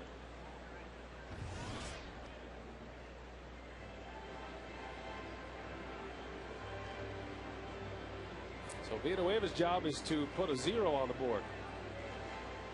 Change the pace of this game a little bit.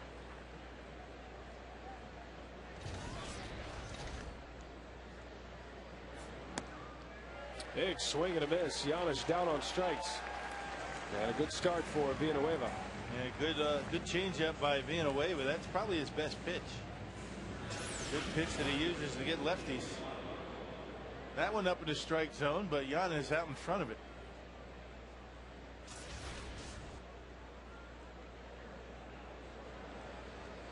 Well, more injury news today from the New York Mets. Johan Santana out for the season after he underwent microscopic or minor arthroscopic surgery on his elbow. Out number 2 as Votto flies out. Yeah, the Mets the only team in all of baseball with more guys on a disabled list than Cincinnati. Oh, J.J. Putz and Johan Santana with elbow injury. Santana's going to miss the rest of the year. See Billy Wagner from the Mets went over to Boston. He waived his no trade clause and he'll take advantage of the opportunity to go play with the Red Sox. Reports are that Wagner, who's been in rehabilitation outings in the minor leagues, he's throwing as hard as ever down there, which is surprising coming off the Tommy John surgery he had. But reports are he's throwing the ball up in the upper 90s again. Well, when he was healthy, weren't too many better than Billy Wagner. I mean, not a big guy, not a tall guy. He's put together pretty well, but I'll tell you, he could touch 100 miles an hour and made it look easy. There's that change up by Carlos. Well, the Brewers are hoping that those 5 starts that Carlos made are gonna help him, in his work in the bullpen. They certainly did a pretty good job in Washington. Allowed him to use more pitches and get more reps. Little jam shot. Counsell's there for it. And a nice inning for Villanueva. 3 up, 3 down for the first time today. 4-1 Reds. Braun, Fielder, and McGee coming up. 3-game series with Cincinnati. And it was Corky Miller who put the Reds on the board for the first time. An RBI single in the second inning. Scott Rowland drove in a run in the third. That was an RBI single from Rowland that scored Votto. Felipe Lopez, a home run in the third, his 8th of the year. Made it a 3-1 ball game at the time, but the Reds answered back as Corky Miller comes up with another base hit. And Miller has 2 hits and 2 runs batted in. Suppan went 4 1/3, giving up 4 runs.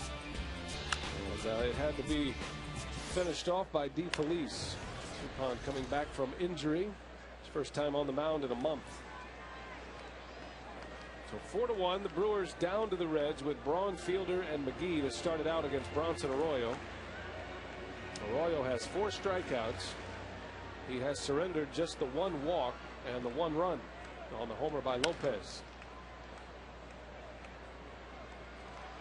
In my imagination, or does Bronson Arroyo have more of a curl to his hair than he used to, or is it just cut? It used to be a lot longer than that, didn't it? You know, I'm not sure, Rock. Or am I imagining the thing? That's not really something I expected out of you, honestly. No? It's a territory that I think he cut his hair. I think he did. Braun. No comment, huh? Pops one up. Phillips. Oh, they dropped the baseball. A collision between Votto and Phillips. And the baseball popped out. Phillips had an easy play on it, but Votto kept after it. And Braun is safe. That's a lot easier play for a second baseman. He has a better angle on it. You can see it much better. You can see Votto's got his back to the infield, and all he did was get in the way.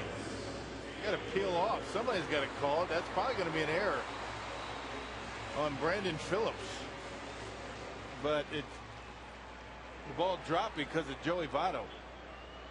Look at Corky Miller standing right there with a chance for an out. Heads up play by the catcher, but Braun was close to the bag. And now Fielder is up.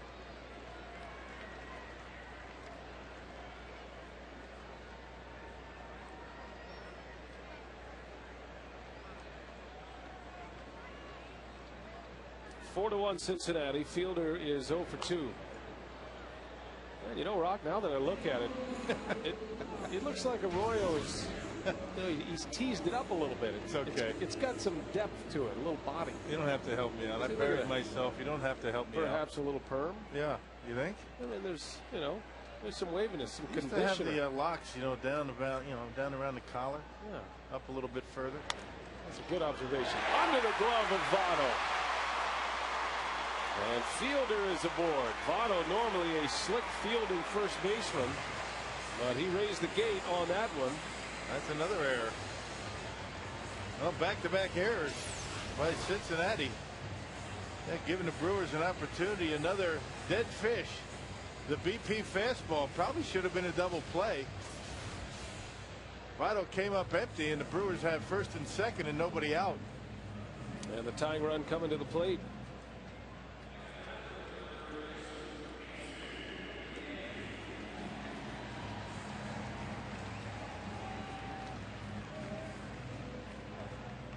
Two on for McGee. Singled his last time up. He belted a hanging curveball into left field his last time up. Awkward swing from McGee, but a good pitch by Arroyo. Bronson Arroyo has good command tonight. He's throwing it pretty much where he wants it.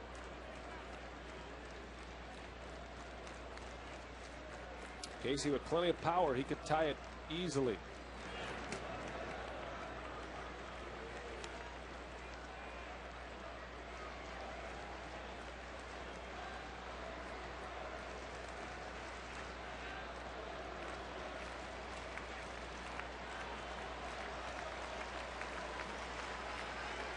Ball and a strike on Casey. Just missed 2 and 1 to count. McGee's got the count back in his favor, and this crowd starting to energize a little bit here at Miller Park. And there was a big ovation after Villanueva retired the side in order. And the Brewers come right back, reaching base on consecutive errors by the Reds. And that sweeping curveball in there for a strike. 69, 67 miles an hour. How about that? barely making it to home plate. It's amazing he can actually have a break on that pitch, have it go from right to left with that kind of velocity. 67. The gravity ball. 2-2. Casey rolls one, and the only play is at third base, and they get the out. Good play by Giannis. And McGee a little bit unfortunate that they had a force at third. Now you're right. The only play they had with Giannis going toward the line was to get the out at third base. Good instincts by Scott Rowland. You see the ball going in his direction. He took one little shuffle step and realized he better get to third base because that was the only play they had. Good instincts by Scott Rowland.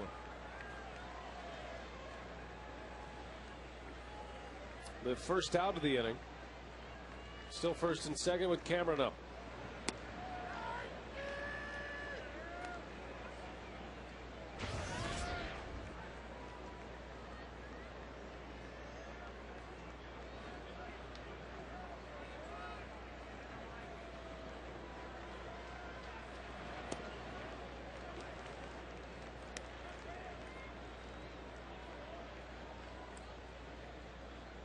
Cameron singled off Arroyo his last time up.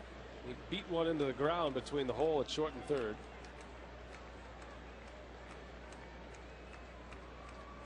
Ball and a strike. A long ball ties it.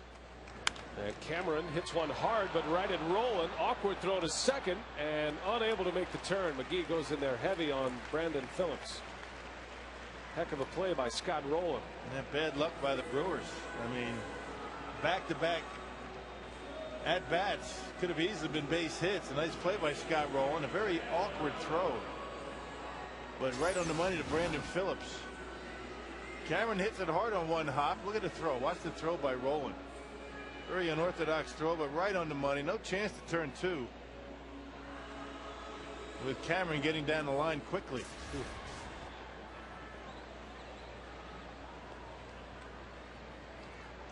So a couple of shoddy plays defensively for the Reds to the first two hitters, but they've answered it with two nice plays to get two outs. And Catalanato is up there. He takes strike one. Two errors on the right side of the infield and two good plays by the left side of the infield. And remember, well, this infield as it stands right now, one of the best in baseball defensively. You got Phillips, a Gold Glove Award winner last year. Not many first basemen better than Votto defensively, and of course Rowland's been a multi-Gold Glove Award winner, and Giannis a slick fielding shortstop with a big arm. A little surprising that the Reds kicked a couple to start this inning.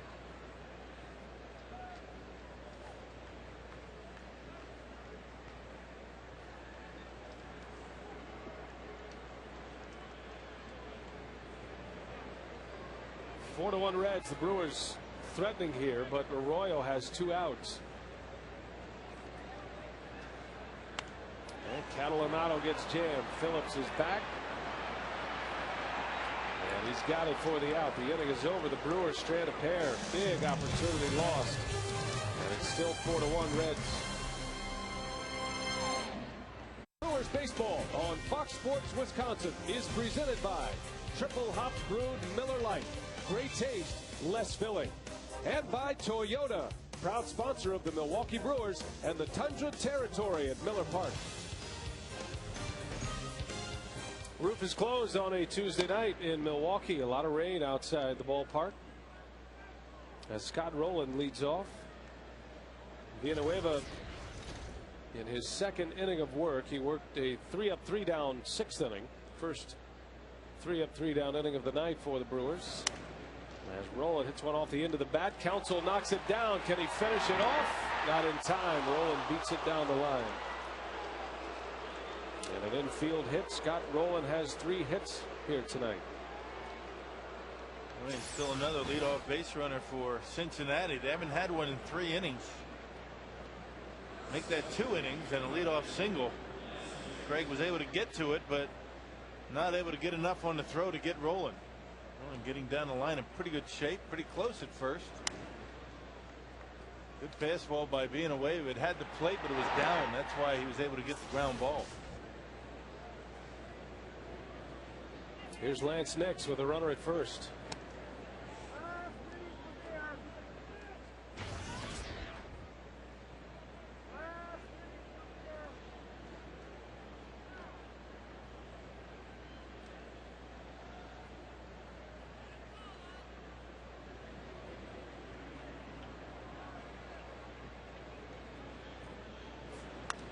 That one's hit well. That one is not coming back. Laynce Nix off the beer pen. A 2-run home run. That makes it 6-1 Cincinnati. Boy, how fast it could turn. The Brewers sitting there with 2 runners on, nobody out. They don't score in the 6th, and the Reds come right back and get a quick 2 to start the 7th.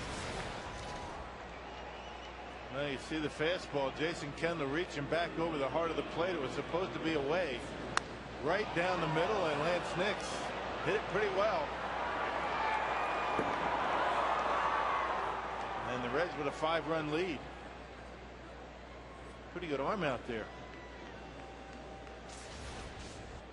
Air train landing zone. See that throw? Yeah, he gunned it. Yes, he did. He's going to need a little ice later, but there's plenty out there. Good thought. That's going to hurt tomorrow.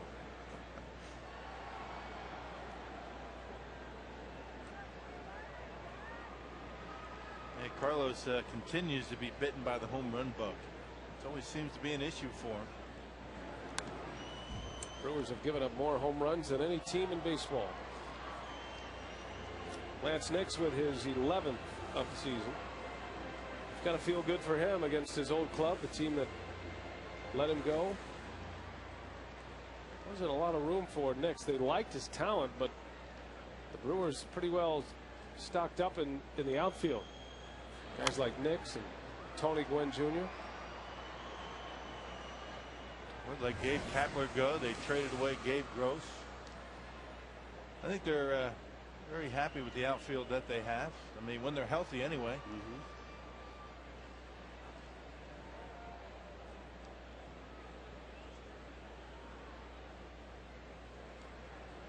0-2 to Johnny Gomes. There's a double and a walk here tonight. He scored a run. And down he goes. Villanueva strikes him out.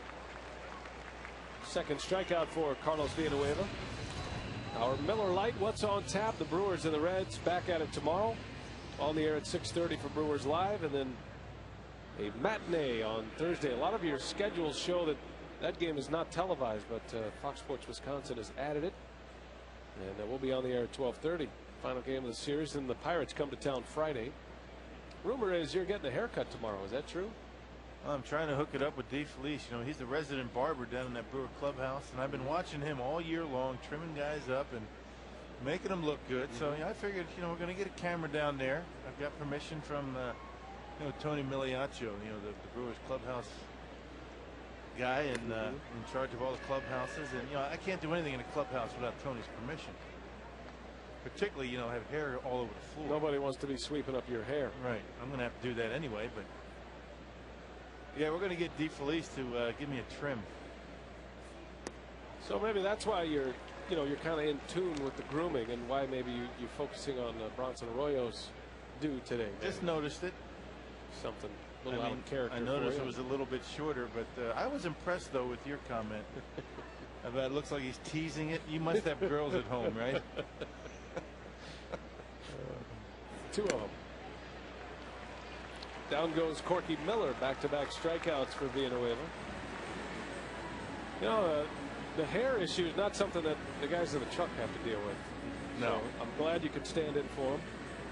And speaking of fantasy camp, Rock, can women go to Brewers fantasy camp? Tony and Racine in our Ho Chunk Gaming Wisconsin text question. Yeah.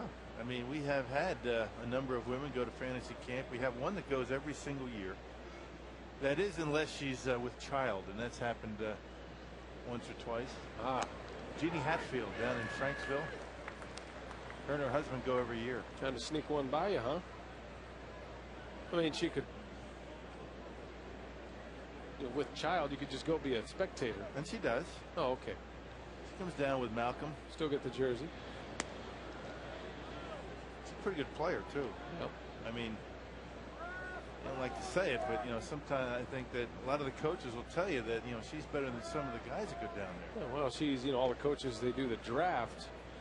They draft the players. She's kind of a mid-round draft pick. Yeah, yeah. She's selected ahead of a lot of guys. Well, she was a former baseball. Miss Wisconsin, so there may be a different reason why they might want her on her team. They of course have their own locker room. I mean, that's a must. Clear that up.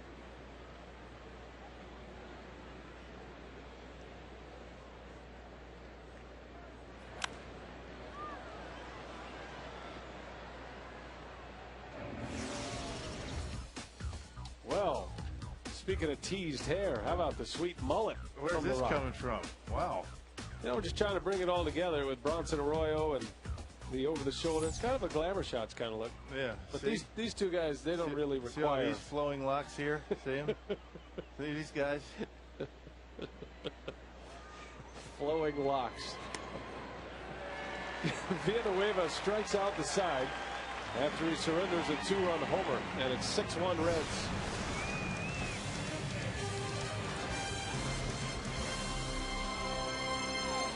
And 6-1, the Reds lead the Brewers as we go to the bottom of the 7th inning, and Davey and I are getting set for our Brewers Live postgame report. Our instructional tonight, a good one. We saw it in the first inning. Felipe Lopez kind of froze out at second base on a line drive, and that's what we're going to work on in the instructional, Davey. Well, that's what we're going to teach, what a base runner should do. You have it there. The most common thing you talk about is freezing. You hear that word a lot. No, no, no. I'm going to show you the right way in the instructional. I'll tell you what, we could use a little freezing right now. With the roof closed, temperatures rise, maybe the home run ball will come alive for the Brewers. They need to rally down 5, Brian. All right, Craig, Davey, thanks a lot. Looking forward to Brewers Live following the game. Well, the Brewers did score 6 runs in the 6th inning yesterday. Maybe they have another one in them just like it. Boy, big finish in Pittsburgh tonight. Andrew McCutchen hit a 2-run walk-off homer against Brad Lidge. And the Pirates beat the Phillies 6-4. Pittsburgh scoring 3 runs in the 9th inning. Yeah, the Pirates hit 3 home runs in that ball game. Jimmy Rollins hit a couple. So a big finish in Pittsburgh. You'll be seeing a lot on that game a little later. The Padres and the Braves are in extra innings. They're in the 10th and all tied at 1. Atlanta got a run in the bottom of the 9th to tie it as Kendall sends Stubbs deep to center for out number 1. Well, we invite you to help raise money for your favorite Brewers players' charities during Brewers Charities Bobblehead Raffles presented by Fox Sports Wisconsin. Sunday, August 30th, it's Jeff Suppan Bobblehead Day. You can visit Brewers Charities Jeff Suppan raffle table anytime through the 4th inning. And with every $5 donation, you'll have the chance to take home unique prizes. All proceeds will be donated to the Brewers Charities to support military causes. Visit brewers.com/bobble raffle for more details. And Suppan is scheduled to make a start on Sunday. That should be good karma. Everything lined up. Bobblehead Day. Suppan on the mound. That's usually when you have good success. And it'll be Suppan's second start. Pitched tonight, went 4 1/3, giving up 9 hits and 4 runs. And tomorrow will tell us more if Suppan is going to be able to make that start. Coming back from a side injury, an oblique muscle. It's always the next day that tells the tale.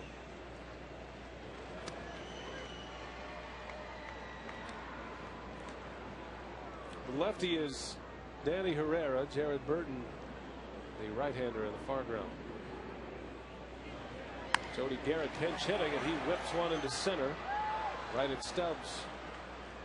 Yeah, 2 pretty well hit baseballs, but the Brewers have 2 outs and nobody on. Felipe Lopez, his 4th time against Arroyo. At the plate tonight, presented by Wendy's. He singled in the 1st, he homered in the 3rd, the lone Brewer run.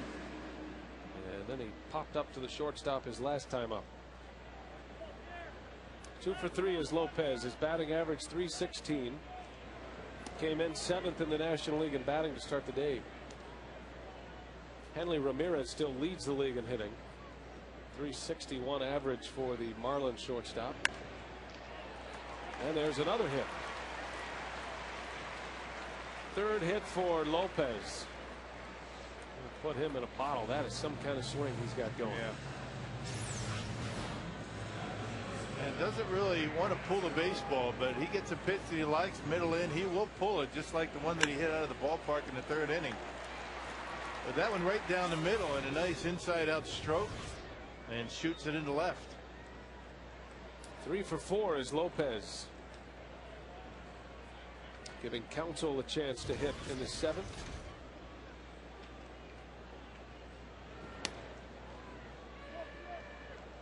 Jim Joyce rings it out. Arroyo gets ahead of Counsell. Lopez second only to the league's leading hitter, Hanley Ramirez, and 3 hit games this year. He's had a lot of them in the last 2 weeks. Lopez. Seems like 2 or 3 a day. Lopez had 1 hit yesterday. Had a 4-hit game in Washington on Saturday night. Drove in a couple of runs.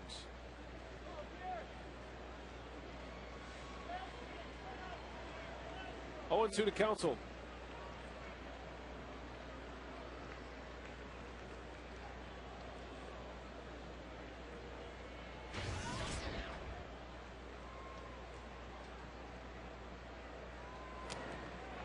Fouls it off.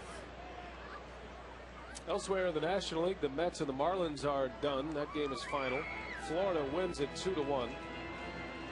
So the Marlins hanging tough in that wild card picture. The Nationals all over the Cubs, 12-5. Washington had a 6-run inning tonight against the Cubs in the 5th inning. Carlos Zambrano went deep in that ball game, but that's about the only thing he did well tonight. 4th home run for Zambrano. How about that? He is a weapon off the bench. Unfortunately for the Cubs, Zambrano gave up 8 earned runs in 4 1/3.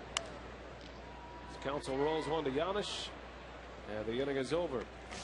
Another scoreless frame for Bronson Arroyo and his fluffy hair. We'll go to the 8th. The Reds from the Brewers a little more. And Mike Burns is on the pitch. Carlos Villanueva working 2 innings, giving up 2 runs. Burns will have the 8th, most likely the 9th. Yeah, had a rough outing against the Nationals, so he's back in the bullpen. Lasted only 3 innings in his start. That was Sunday. 12th game for Burnsy. I would imagine that Ken Maka would love to see him finish this one out.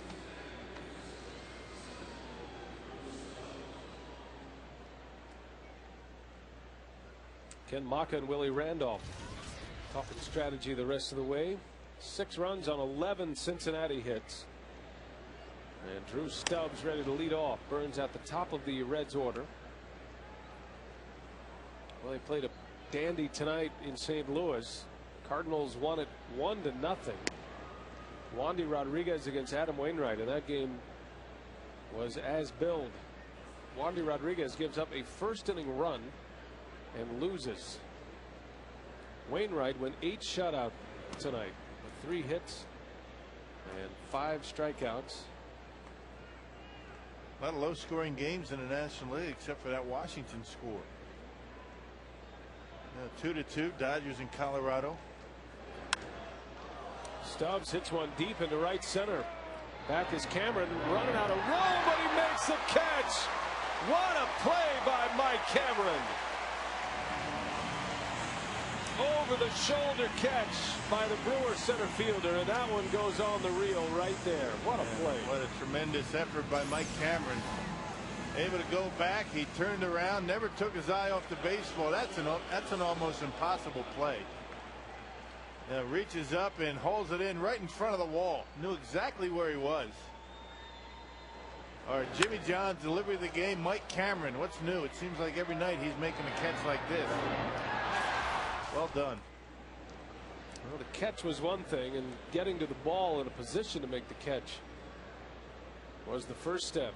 Cameron got a great jump and able to run it down As Paul Giannis bats with one away. He's a joy to watch in center field.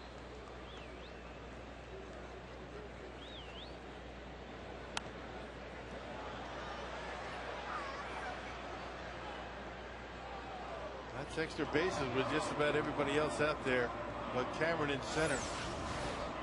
Cameron playing a relatively normal average depth in center field.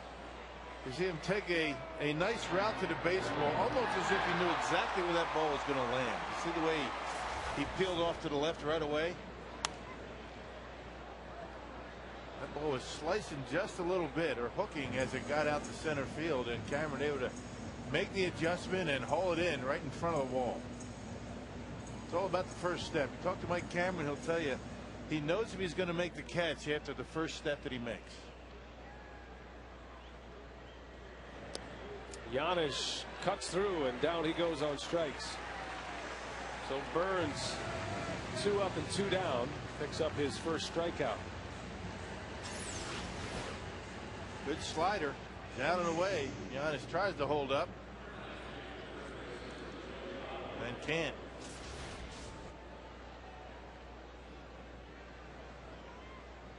Cameron showing that Gold Glove form.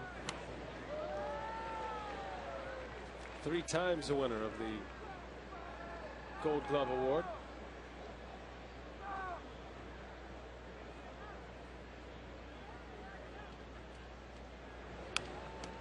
There's a line shot caught by Burns.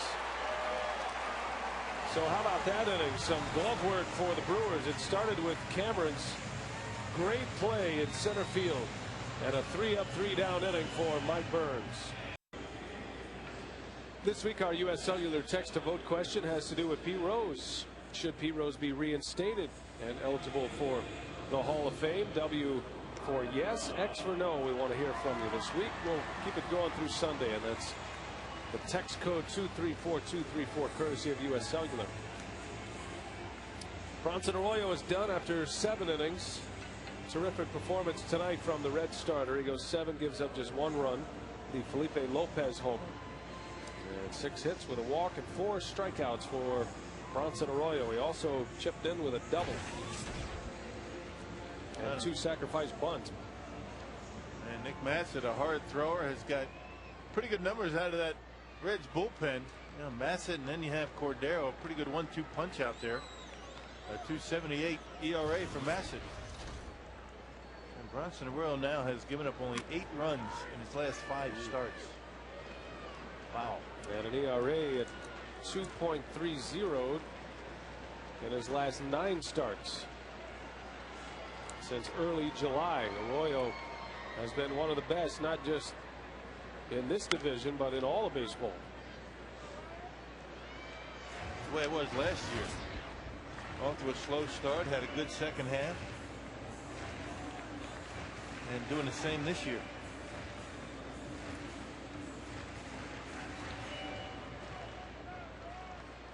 Braun still looking for his first hit. The hard-throwing Nick Massett. Quite a contrast from Arroyo to Massett. Yeah, you got to dial it up pretty quick with this guy on the mound. With Arroyo, you got to wait back.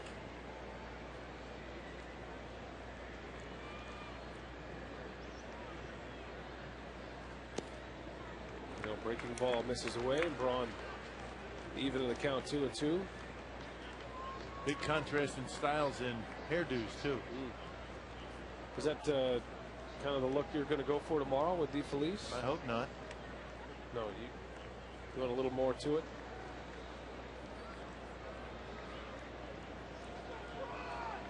I told him I just want a slight trim, just for the effect, just to show people, what he can do.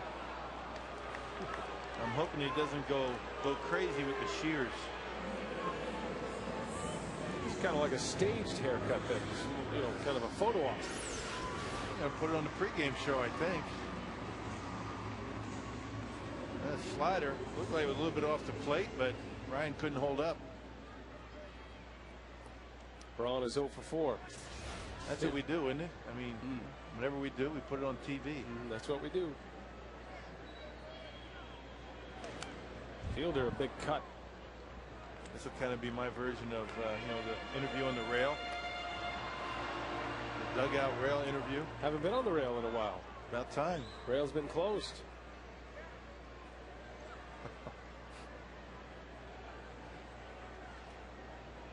Well, we're looking forward to that, Rock. Tomorrow, Brewers Live pregame.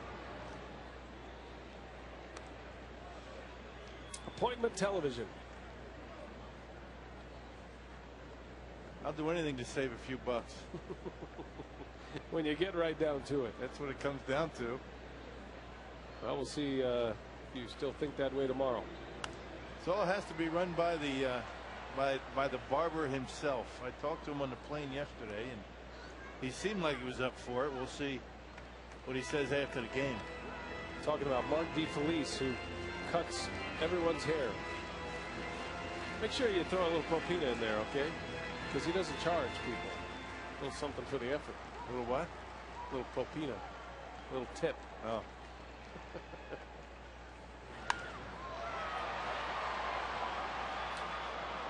Playable for Stubbs. 2 outs. Menard's game reset. Let's show you how we got here. Jeff Suppan started, coming off the disabled list. Corky Miller with one of his 2 RBI hits today. Felipe Lopez homered for the Brewers in the 3rd, the only run for Milwaukee. A 2-out home run for Lopez. And Arroyo was terrific. 7 innings, 6 hits, only 1 earned run. Casey McGee's swinging at the first pitch. And that is a 3-up, 3-down inning for Nick Massett. We head to the 9th inning at Miller Park. 6-1 Reds. Fantastic deal. Get 1 Terrace reserve ticket to select Brewer games at Miller Park and 1 reserve bleacher ticket to a select Tinder Rattlers game in Appleton, plus a special t-shirt. All for just $15. For details, call 414-902-4000 or visit brewers.com. Just a couple of weeks left in the minor league season. 40 games remaining for the Brewers. Yeah, and Chris Narveson coming off of his first major league win in his 11th game as a Brewer. A .675 earned run average. He's been helping out Mitch Stetter as another left-handed option for Ken Maka. Quite a thrill for Narveson, picking up his first big league win in Washington, D.C. A game that Trevor Hoffman saved. Hoffman keeps the baseball from every save, and while he didn't offer the baseball back to Narveson, he asked Narveson to sign the baseball. So Trevor Hoffman will have one in his collection, signed by Chris Narveson. What a thrill. Phillips pops it up. That's back in the seats. A throw for Hoffman or Narveson? Narveson said it was a thrill for him to have Hoffman ask him to sign a baseball. Yeah. Now you would, I think it'd be impossible to say anything to Chris Narveson after that game to wipe the smile off his face, and talking to him in the elevator at the hotel after the game. I mean, this is what, hour and a half after the game? Right. You're a kid in a candy store, and that's the way it should be. Well, it is a tremendous accomplishment for any athlete to pick up a win or your first major league hit at this level. We see it every day, obviously, and it has its own relevance with other major leaguers. But when you break through and finally get the first one, especially with a guy like Trevor Hoffman saving your first win, it's got to be all that much more special. Narveson has been at it a long time.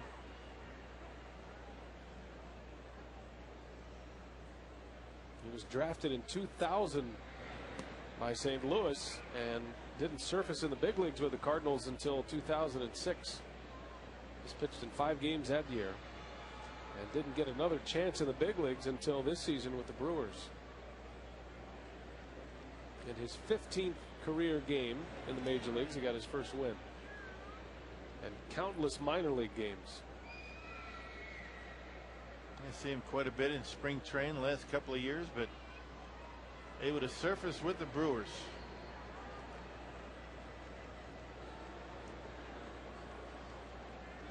in his 10th season in professional baseball.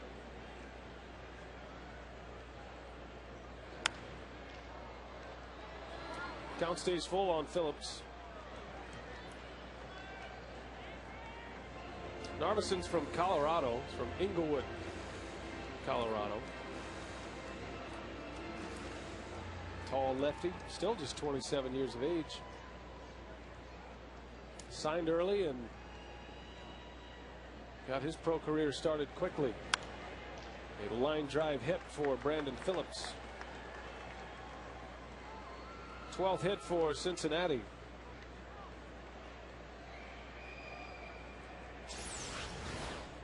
Well, fastball right down the middle. Narvison didn't want to walk him and hits it hard into left field. Phillips with a couple of base hits.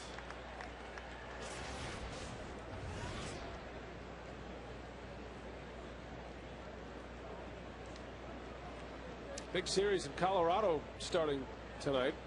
Keeping an eye on the Dodgers and the Rockies this evening. 2-2 is the score as that game is in the bottom of the 7th. Colorado 3 back. 3 back in the division. The Rockies are the leaders in the wild card right now. The Giants are 4 back of Colorado in the wild card race. The Rockies have won 3 straight. Won 3 in a row from the Giants. They're hanging tough with the Dodgers. Yes, they are. It's a showdown series. Probably playing better than anybody in the league right now. Scott Rowland lines one to left, a base hit. Back-to-back hits for the Cincinnati Reds in the 9th. Well, if any team has a history of getting hot, it's the Colorado Rockies. I don't think anyone will ever forget how hot they were 2 years ago in their World Series year. They went 20 of their last 21. I think that's what it was, yeah. And then they just blew right through the postseason. They swept the Phillies in the opening round that year, and then they handled the Diamondbacks before being swept by the Red Sox in the World Series.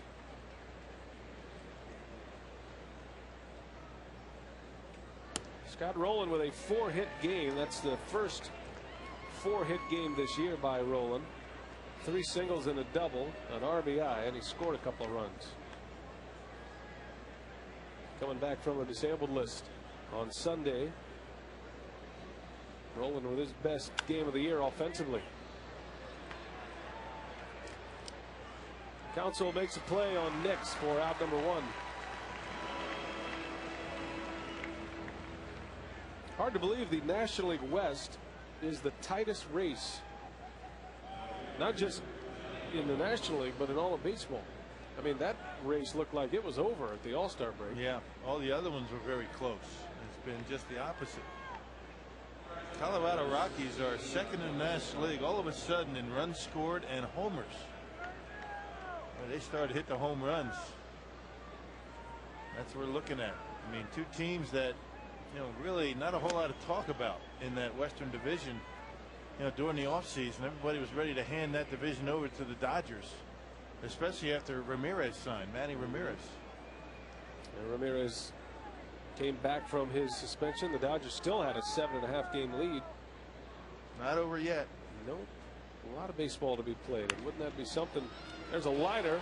Snap throw to second is off the mark. And no chance at a double play. A good throw, and the Brewers are out of the inning.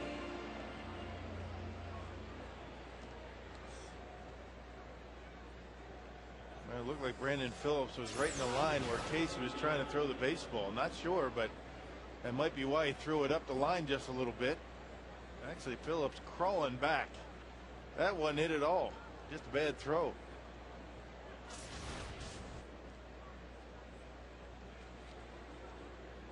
So here's Corky Miller with 2 outs.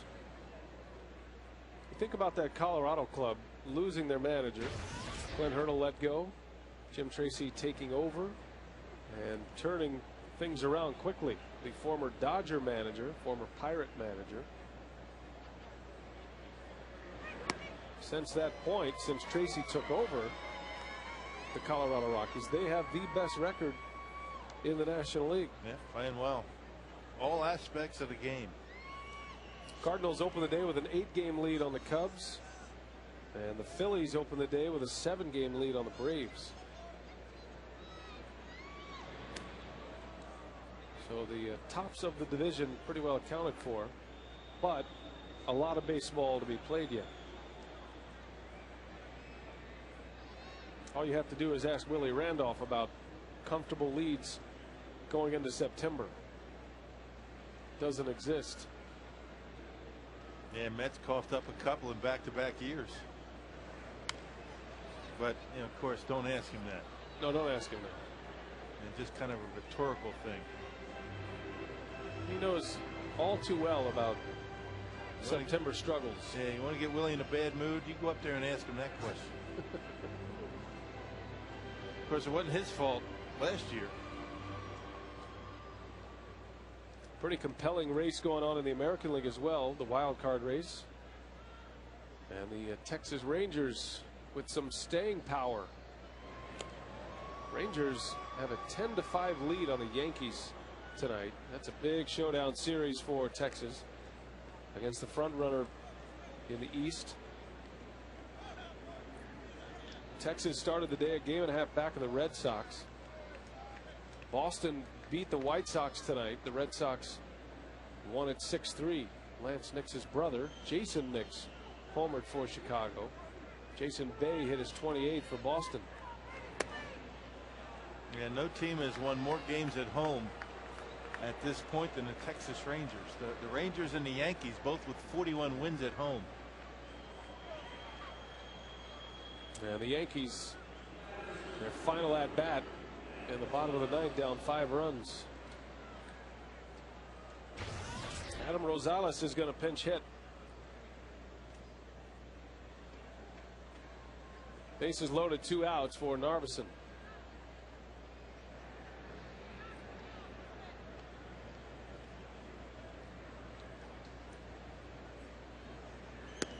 How about the Yankees scoring 4 runs in the first inning of that game? They led 4-0. The Rangers not only came back, but put a 5 spot on New York in the 4th.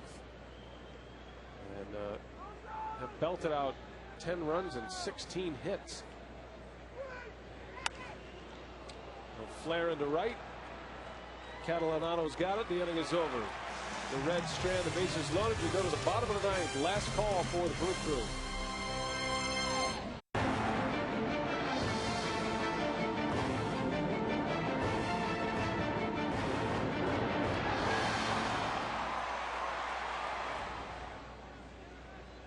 Bottom of the ninth at Miller Park, 6-1. The Reds have the lead. Pounding out 13 hits against Brewer pitching tonight. Suppan started. He's on the hook for the loss. Went 4 to third tonight, giving up 4 runs. Carlos Villanueva giving up a pair of runs in his 2 innings of work. Meanwhile, Bronson Arroyo and Nick Masson have combined for just 1 run allowed. Arroyo gave up a home run to Felipe Lopez in the 3rd inning in his 7 innings of work, and he's in line for the win. So Jared Burton will take over on the mound. McDonald stays in the game to play left. And the hard-throwing Jared Burton replaces the hard-throwing Nick Massett. Reds have plenty of arms in their bullpen,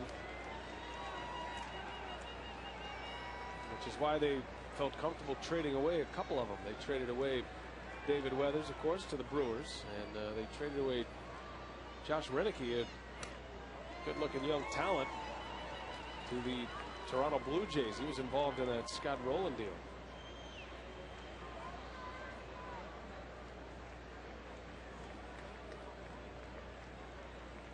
Yeah, bullpen not the issue for the Reds, at least not now. You got to come up with some starting pitching. Kip Wells making a start tomorrow.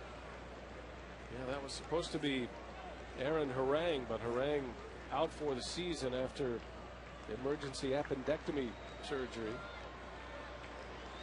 Johnny Cueto on the disabled list. Edinson Volquez out for the season as well with Tommy John surgery.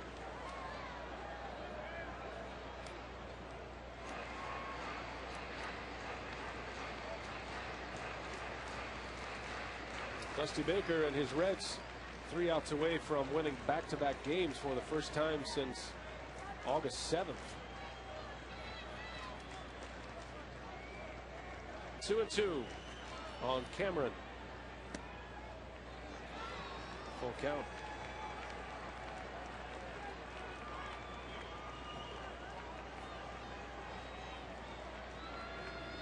Well, to start the year, the Reds on paper had one of the best pitching staffs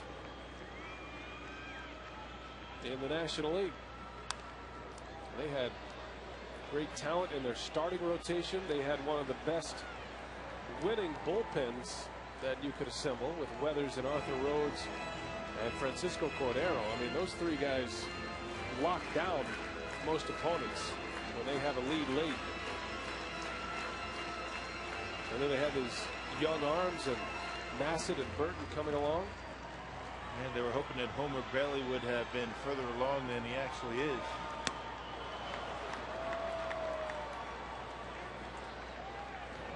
But that's the way baseball is. You don't play it on paper. All that good starting pitching that they had going into the season just hasn't been able to stay healthy. We were talking about with Burton. He just blew it right by Cameron. A little cutter with velocity, 91 miles an hour with a wrinkle. Has one of those electric arms.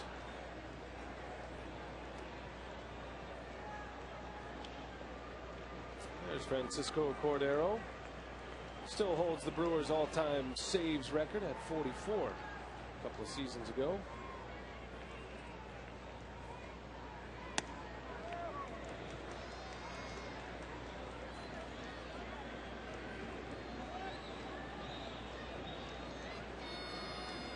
Back on the air tomorrow in high definition. 6:30 is airtime for Brewers Live.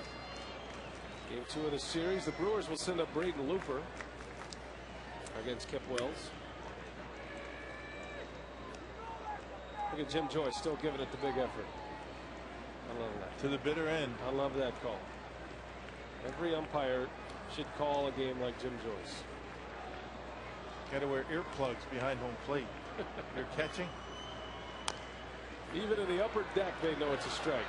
Oh, Bird bobbles and then fires one over the head of Votto. And Burton might be hurt. That'd probably be a base hit, I would think. Maybe not. He did drop it. But he was coming hard toward the line to grab it. Might be the 3rd error on the Reds. Of course, it could be a hit, too. That wasn't an easy play. Of course, he really didn't have to go after it as hard as he did, but because he went after it so hard and was going so quick, just couldn't keep it in his glove. He planted that right leg right there and looked like he rolled his ankle a little bit. So reminiscent of the Yovani Gallardo injury last year, right there. Yeah. Knee, ankle, you never know. Holding his knee. Well, I'm sure that scared him for a moment. Error. That will be an error on the pitcher. Burton's going to try to stay in this game.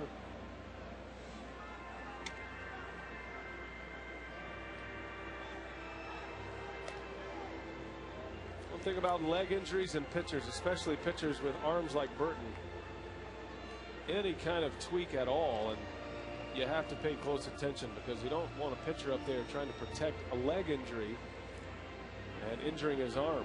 And using too much arm, not using his legs like he's supposed to, and compensating using more arm. That's how you get those shoulder and elbow problems. Well, a scare for Burton, but he looks like he's all right. Brewers have a base runner at first. That'll be an error on Jared Burton. The 3rd Reds error. You don't see teams make 3 errors in a game and have a chance to win very often.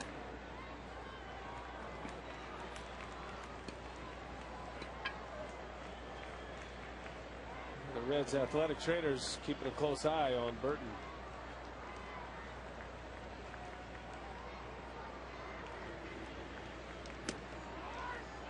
Athletic trainers are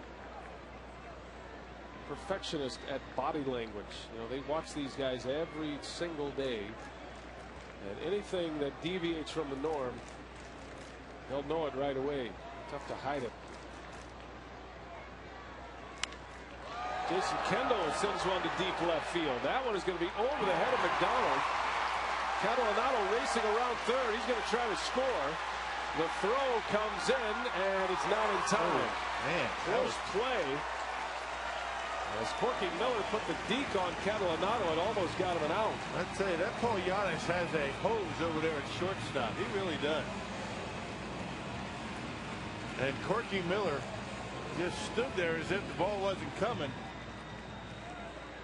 And they almost got him at home plate. Boy, that would have been a disaster, being thrown out down by 5 runs. But Jason Kendall gets a fastball straight as an arrow right down the middle. They were shading him around toward left center. And watch his throw by Giannis. I'd say if he catches that baseball, it would have been very interesting as to what Jim Joyce would have called. Well, he had him.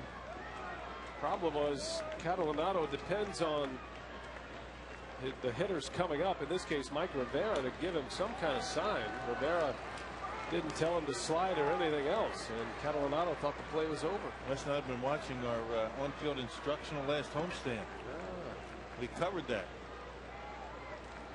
The responsibility of the on-deck hitter on a play at the plate.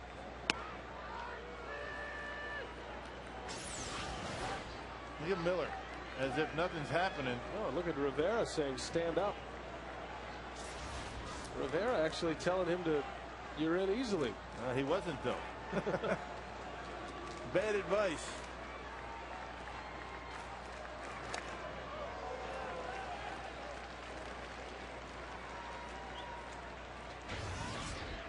I'd like to see Giannis and Escobar in a throwing contest.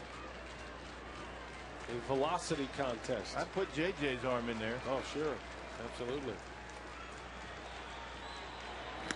Giannis has one of those Tulowitzki kind of arms. You know? I mean, it's over the top. Right.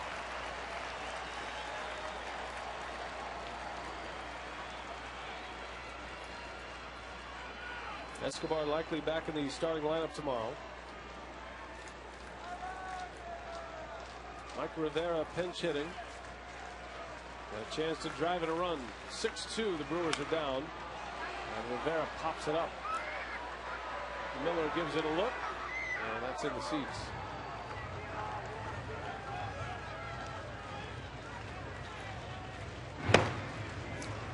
Well, the Brewers accomplished goal number 1. Get the late bullpen active for Cincinnati. Arthur Rhodes is the lefty. The closer is Cordero.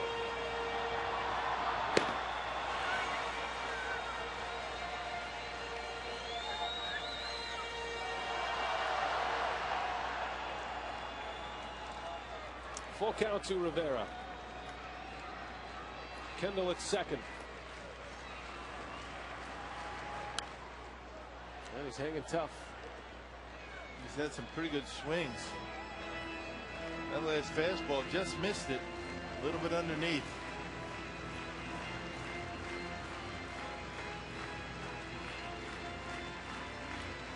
Yesterday, the Brewers scored 6 runs in the 6th inning against Washington. They got a long way to go, but just 1 out. Runner at second. Rivera takes ball 4. And this one is getting interesting again. Rivera walks back to the top of the order now with 2 on. You got Lopez due up. Lopez has 3 hits tonight. And back in the 3rd inning, he belted his 8th home run of the year. Well, Arthur Rhodes getting loose. I would imagine that Dusty Baker would either go to his closer.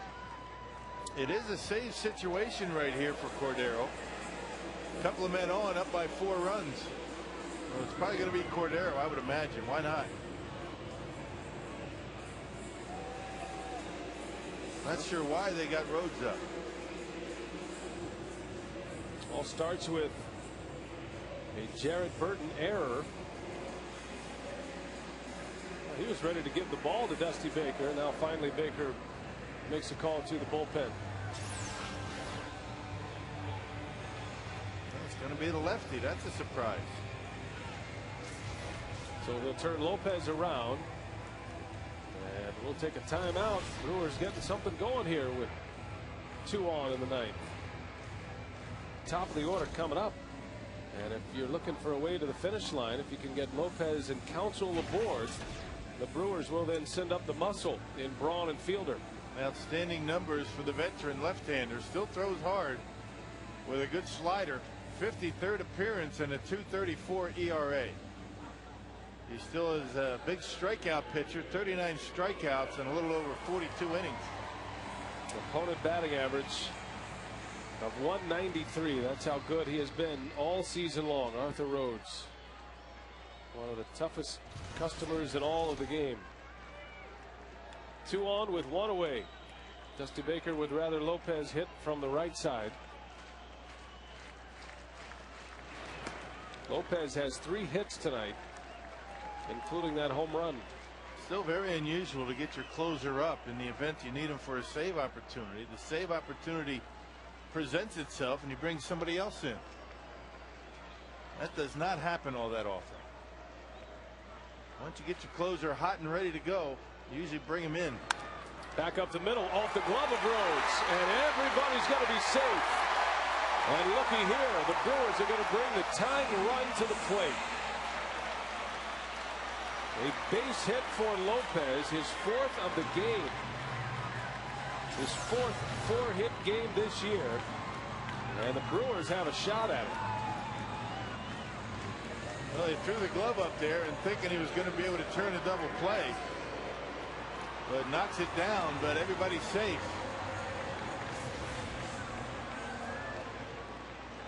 Only 1 hitter left on the bench for the Brewers. That's one of the problems that you have with only 4 men on the bench. That extra pitcher in the bullpen. Only Escobar left on the bench for the Brewers.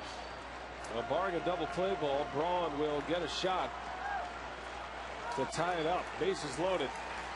Counsell up there. Rhodes stays in for the matchup.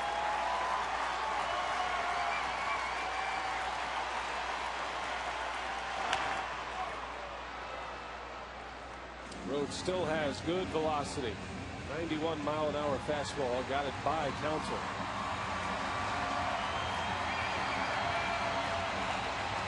These are the situations where Craig tries to use left field and try and pull the ball. A lot of room in left center.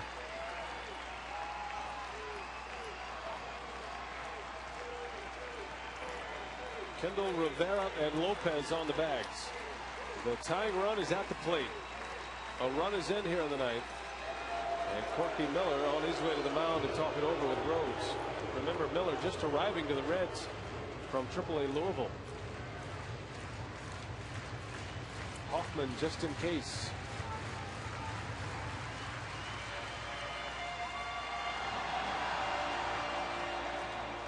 Well, this will most certainly be Rhodes' last hitter. But Dusty Baker has his closer in the bullpen with the tying run at the plate. Not something you see very often, and he's a good one.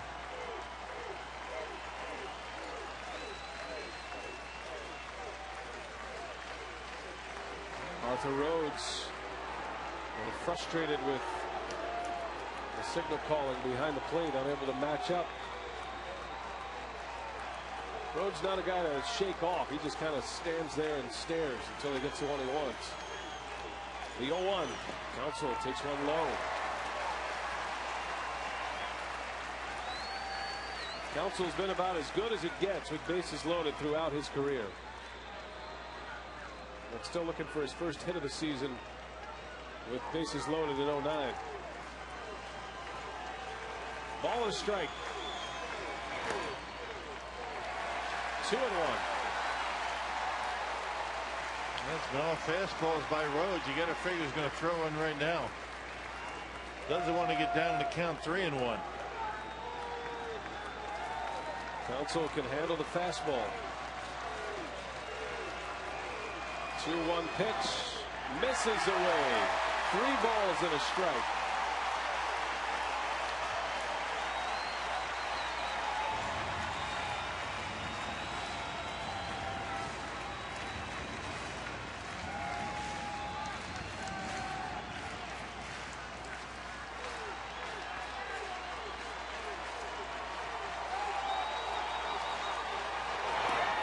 Missed. Ball 4. Counsell walks in a run. And the tying run is now on base. And Ryan Braun's coming to the plate with a chance to win it with one swing of the bat. And here comes Dusty Baker. He probably should have called on Cordero 2 hitters ago. That's his closer. I have no idea why he didn't bring him in. And because he didn't, now the tying run at first base. Braun and Fielder coming up. Here comes Cordero. What a matchup we are set up for. Let's have their closer on the mound. Finally, Francisco Cordero takes over for Arthur Rhodes. 2 runs are in. The Brewers were down 6-1 when this inning started. And now a long ball wins it for Milwaukee. Yeah, tremendous numbers for Cordero. 40 strikeouts in 49 innings. He's only blown 1 save out of 27 opportunities, and he's only allowed 2 home runs. Home run wins a game for the Brewers, and the best 1-2 punch in baseball coming up. Barring a double play, it'll be Braun and Fielder against Cordero.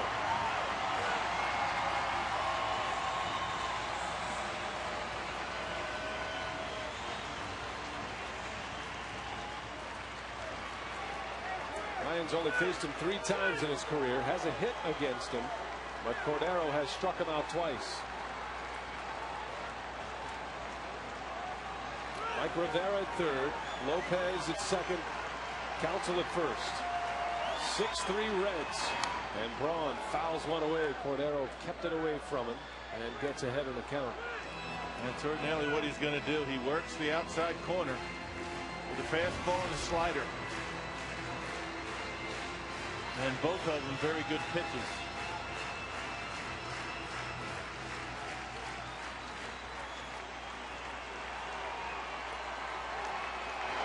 Ryan back up the middle, base hit.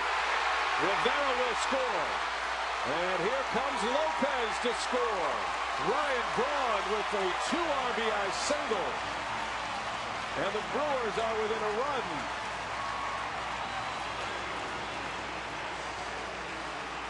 Boy, a mistake right down the middle. Looked like a slider just spun up there. And Braun bangs it right back through the middle to score a couple of runs. Now the tying run at second base with 1 out. Very good approach. Ryan not trying to pull it. Going right back through the middle. 4 runs are in. Here's Fielder. The tying run at second. Braun at first, the winning run.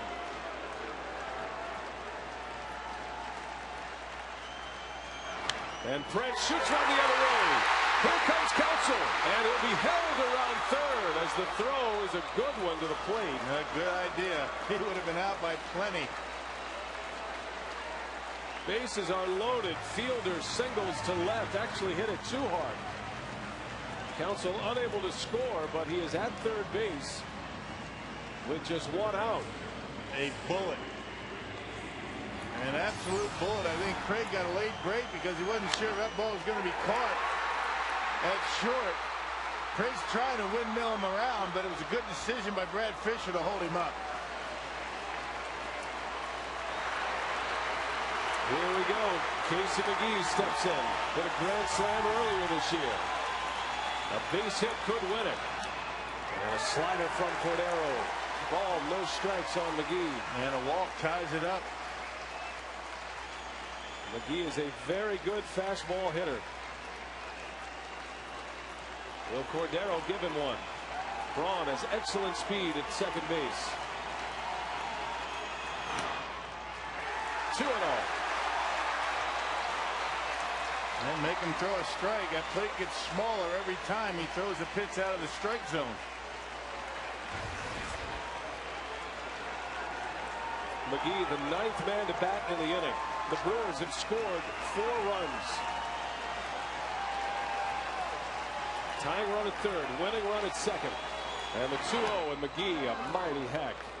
2 balls and a strike on Casey. 96 miles an hour, not letting up at all is Cordero. Right in the wheelhouse of Casey McGee, up in the zone. That's where he likes it.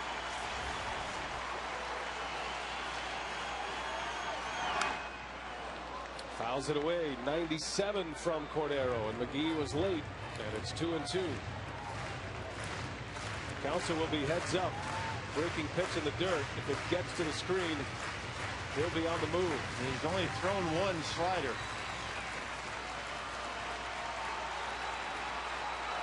Braun has a big lead at second. He's the winning run. Casey fights one off. Count remains at 2-2 on McGee.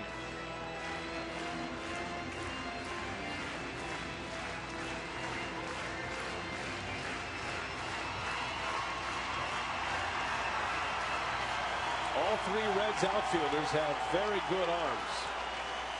The 2-2. McGee takes one in the dirt. What a play by Miller. And spiked the fastball, and that's just do or die for the catcher. You don't have time when you're throwing that hard to go down and block it. He just smothers it with the glove. A heck of a play. Got to be quick to be able to do that. Didn't even have time to turn his glove over. No. So the Reds fortunate. Remember, all of this started with an error by Jared Burton with one out. Still one out. The 3-2 to McGee, and a line drive to left field. Counsell scores. Braun will be held as McDonald's throw sails wide. The Brewers keep on plugging away. We are tied at 6. Wow. And the bases are still loaded. Unbelievable. Well, Cordero just kept pumping one fastball after the other. This time Casey McGee able to square it up and hit a bullet. A bullet in the left. Hit it too hard. Just like the base hit for Prince Fielder. No time for Braun to come around to score.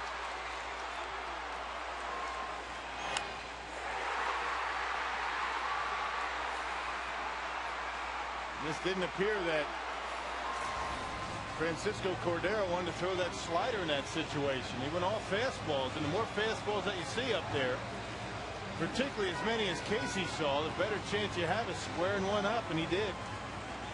Cordero blows a save. 8 consecutive batters have reached. The Reds got the first out in this 9th inning. Jared Burton struck out Mike Cameron. And here's Cameron again, batting for the 2nd time of the night with a chance to win it. All tied at 6. And that one almost got away from Miller.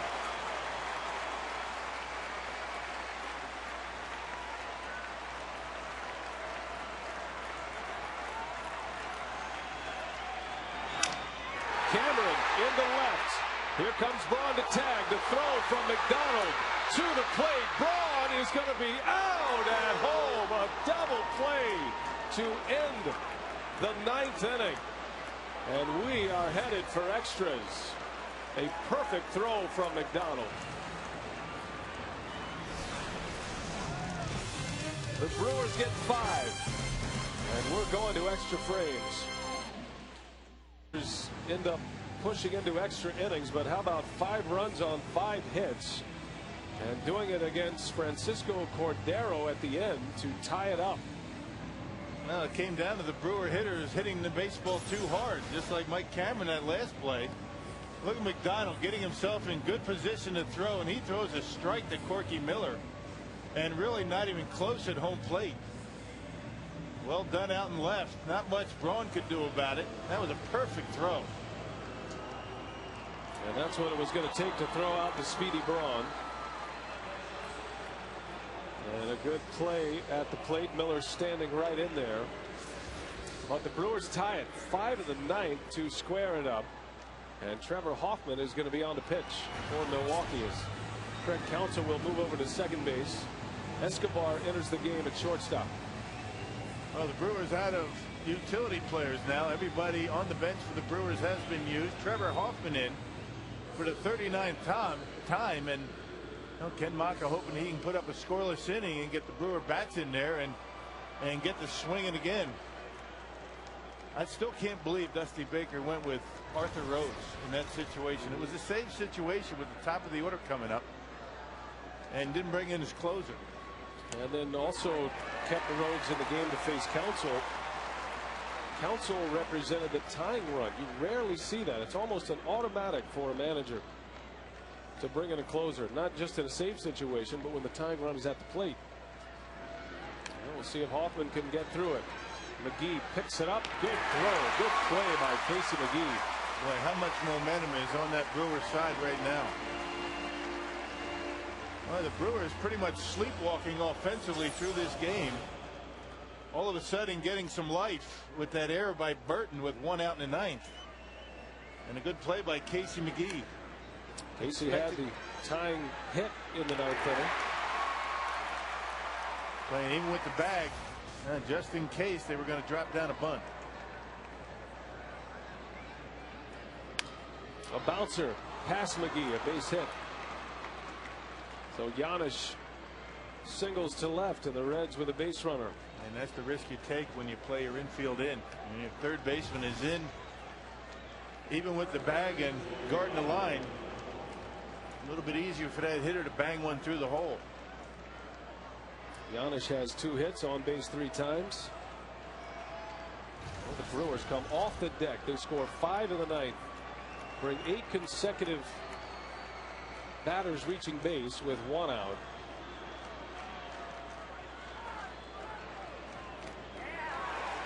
A foul tip from Votto. Giannis will have to return to first. Say the Reds are in bad shape with respect to pitching. They only got 2 guys left. They have 2 pitchers. The Brewers have no position players remaining, which is a better position to be in.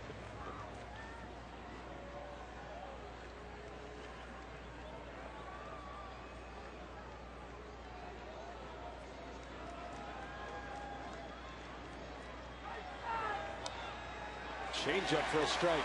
0-2. Now the Brewers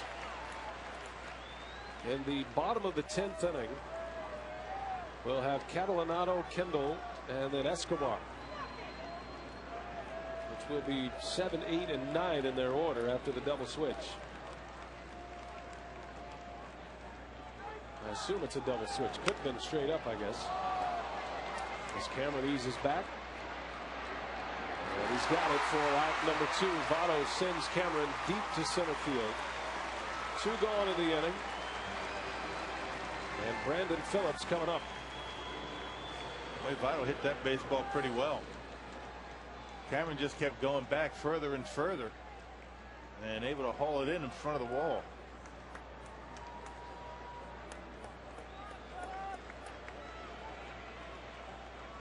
Actually, a no double switch for Ken Maka.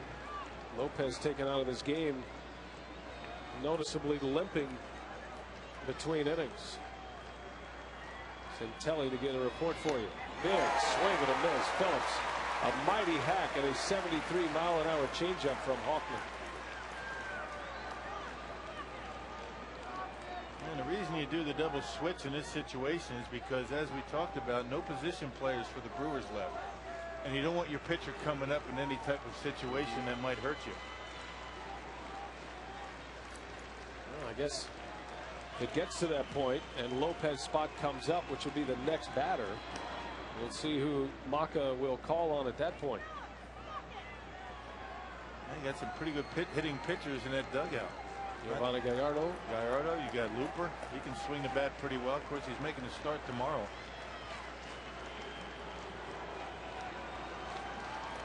Brewers will deal with that when they get there. Right now, trying to get through this 10th inning. Phillips pops it up and out of play in the seats.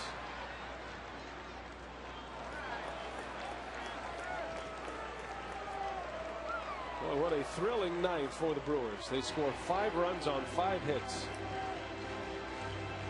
8 consecutive batters reach base. And if not for a perfect throw from Darnell McDonald, the Brewers would have won it. Got to give credit to the Cincinnati left fielder, who had just come into the ballgame. 0-2 to Brandon Phillips. 2 outs. Trevor last worked on Saturday. Picked up the save in Washington, D.C., his 27th of the year. And it took him only 9 pitches. Gallardo is being sent back down to cleat up and get loose. Get the blood flowing, young man. You might win this game. Only adding to his legend.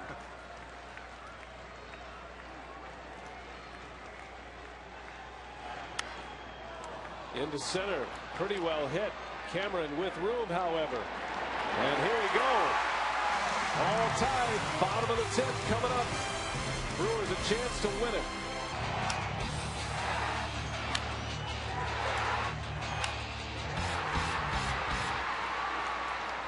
A big comeback in front of Brewers in the 9th inning. 5 runs in all to tie the game.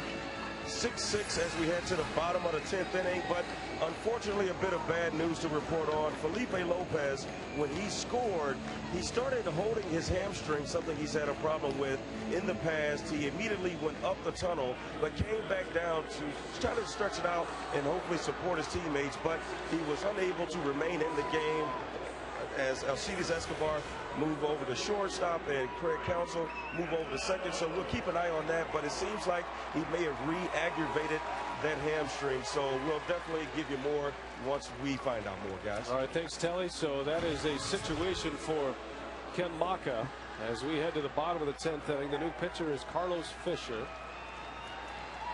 The Brewers hang only the 2nd blown save of the year on Francisco Cornero. Fisher takes over. The Reds have just 2 pitchers remaining. Catalanato leads off.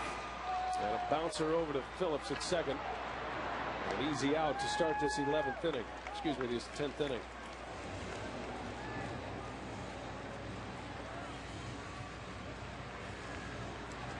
Well, if anybody gets on and this game is still ongoing, Ken Maka is going to have to use a pitcher in Lopez's spot in the batting order. And it looks like it's going to be Yovani Gallardo. Obviously went down underneath to take some cuts off the tee or in the cage. Well, wouldn't that be something if Gallardo steps up with a chance to win it? He'll be ready.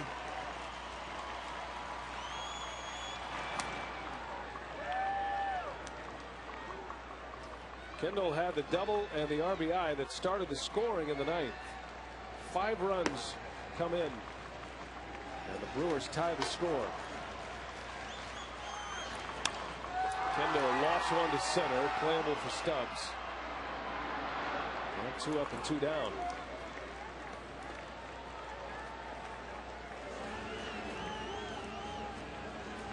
So 2 quick outs for Carlos Fisher. And here is Alcides Escobar.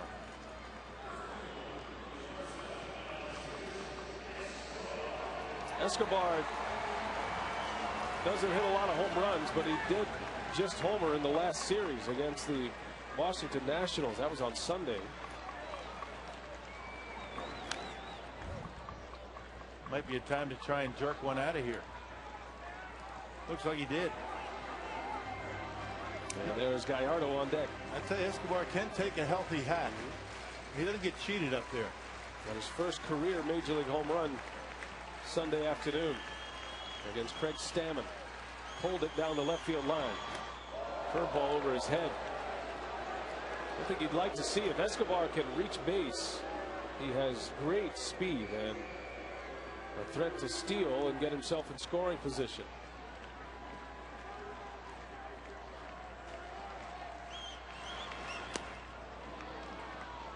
That's a pretty good slider right there.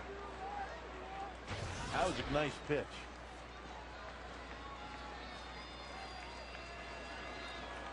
Well, the Reds look like they had this one in the bag. 2 outs away, a 6-1 lead. Brewers score 5 runs and tie it before they're able to get the 2nd out of the inning.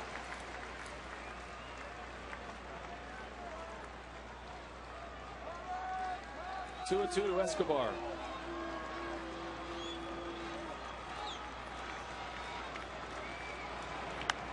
A little flare to right, falling fast. Nix lays out and makes the catch. What a play by Laynce Nix. A dangerous play. Boy, that ball gets by him. No telling how long Escobar is going to be able to run. Instead, it's a 1-2-3 inning. And we head to the 11th at Miller.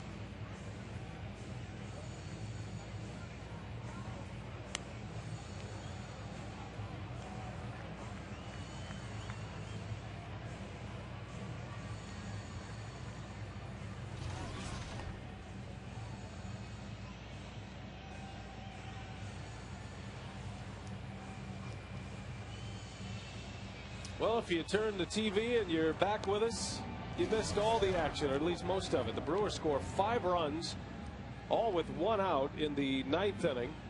And they hang only the second blown save of the year on Francisco Cordero. Tie the game of the 9th, and here we go to the 11th as Todd Coffey comes in to pitch. The former Red matching up against his old mates.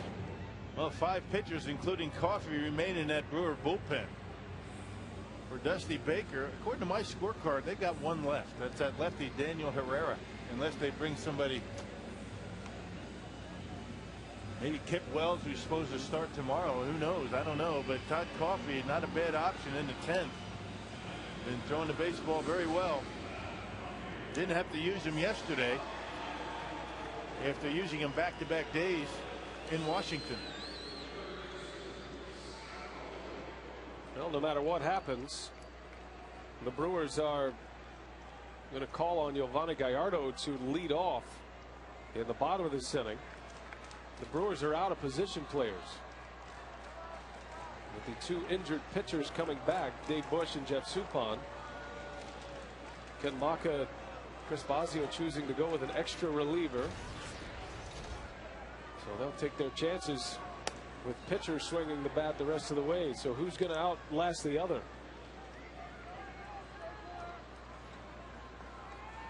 Gallardo was in the on-deck circle, ready to hit in the bottom of the 10th. His spot never came up. That spot is due to lead off in the bottom of this inning. And rolling slightly off the end of the bat. Braun with room, and he's got it for out number 1. Coffey retires Scott Rowland, who has a 4-hit game for out number 1.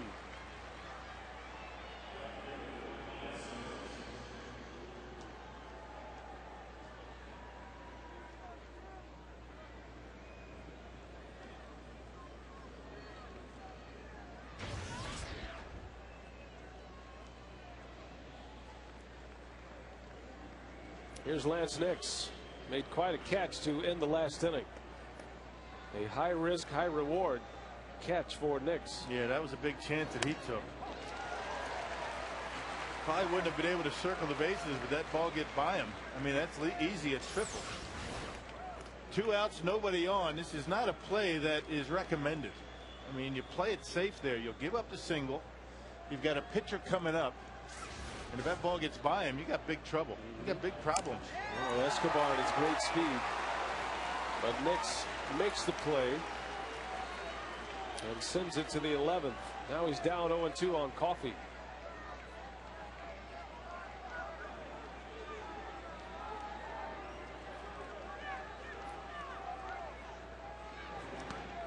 One thing it does do now, I think the Reds are feeling pretty good about having a pitcher lead off the bottom of this inning, instead of having, giving the single up to Escobar and have Giovanni come up, and then you have Counsell to lead off the bottom of the 11th.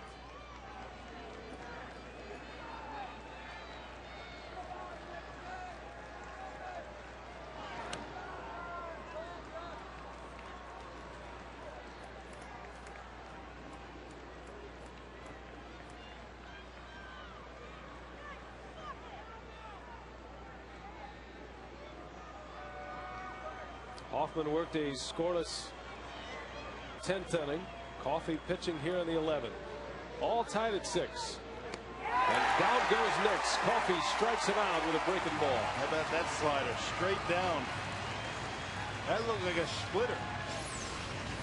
Look at this pitch just drop off the table. Man. You don't see many Coffey sliders do that.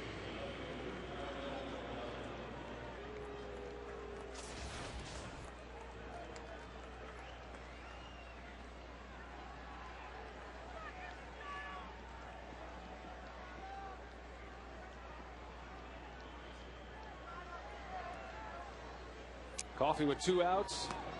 And here's Darnell McDonald. And his right arm, the reason we're still playing baseball right now. McDonald gunned down Ryan Braun, trying to score on a potential sacrifice fly that would have won the game. McDonald made a perfect throw to the plate to get him.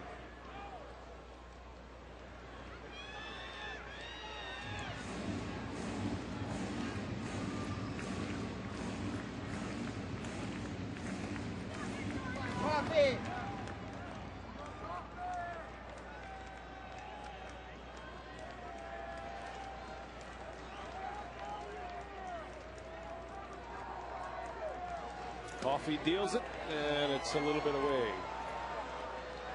2 balls and a strike.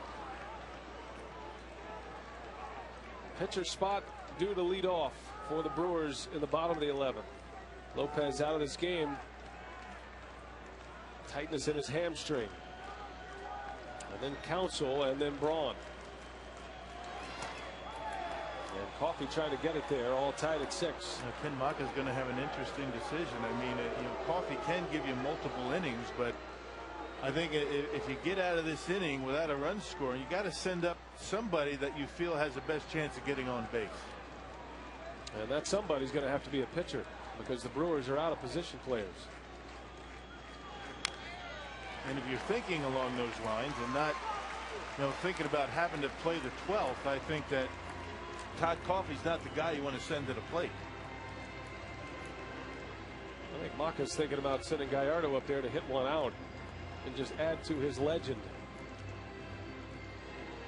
He's hit 2 home runs this year.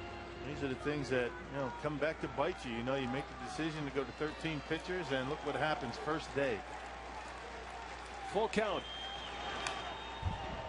Count stays at 3-2. McDonald had a good hack. Game of baseball keeps you honest, doesn't it?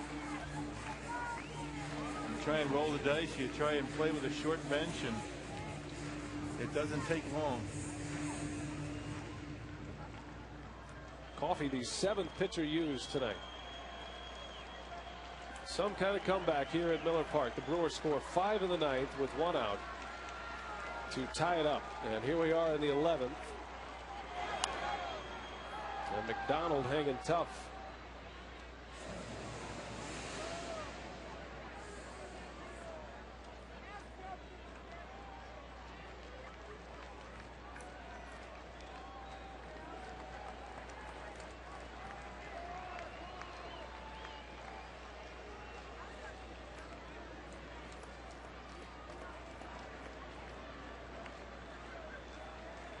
Hang in there, buddy. It's going to be worth it. Full count, 2 outs. The 8th pitch of the at-bat.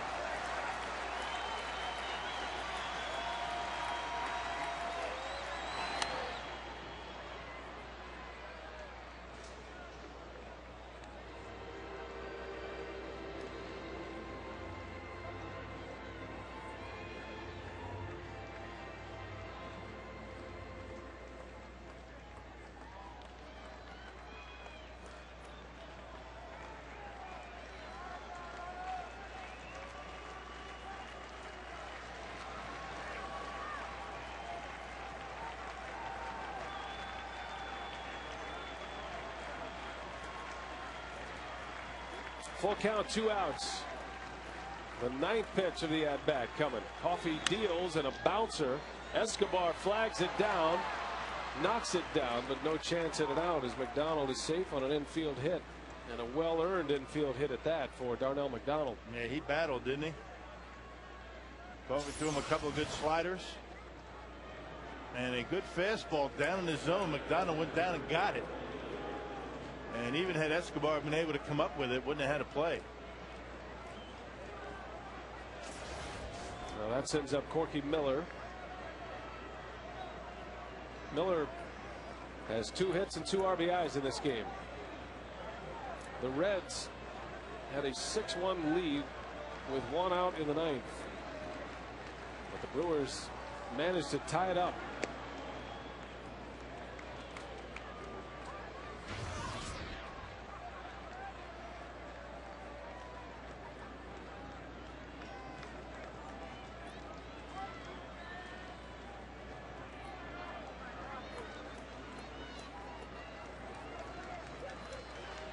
Miller was with the White Sox earlier this year. He didn't play much.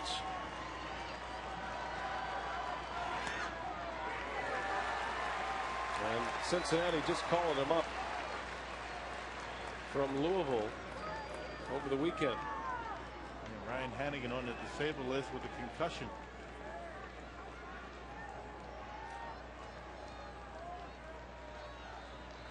Ball and a strike.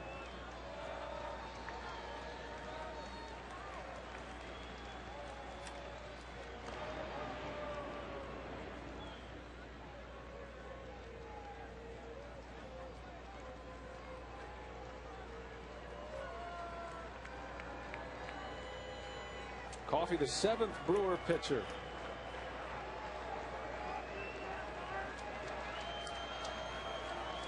Trying to get it to the bottom of the 11th, all tied up. And quite a decision coming up for Ken Maka should he do so. Swing and a miss. 1-2 the count. Big fastball from Todd Coffey.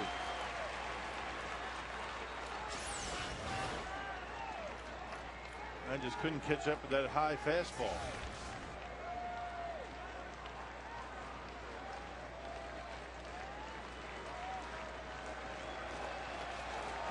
One and two. Go ahead and run it first, and McDonald. He has great speed, and Miller fouls it away. Excuse me, had. You know, one of the considerations that Ken Maka in making a decision as to who to lead off in this inning. You know, all 3 pitchers that are left for the Brewers in their bullpen all pitched in yesterday's game, including Claudio Vargas, pitched 2 innings. Vargas, Weathers, and Mitch Stetter. So the decision is, does Coffey hit for himself and stay in case you go to a 12th inning? Swing and a miss. Down goes Miller. We'll see what the decision will be. Still tied. Will Giovanni hit to lead off? Whoever hits, it's going to be a pitcher. Stay with us. Just joining us, here's how we got here. 6-1, the Reds had the lead. That error set up this double, and the Brewers were finally on the board again, and then 8 straight batters reached base, and the Brewers managed to tie it up. Braun had a 2 RBI single. Fielder had a base hit, but he hit it so hard the Brewers were unable to score. Then McGee singled. That tied the game.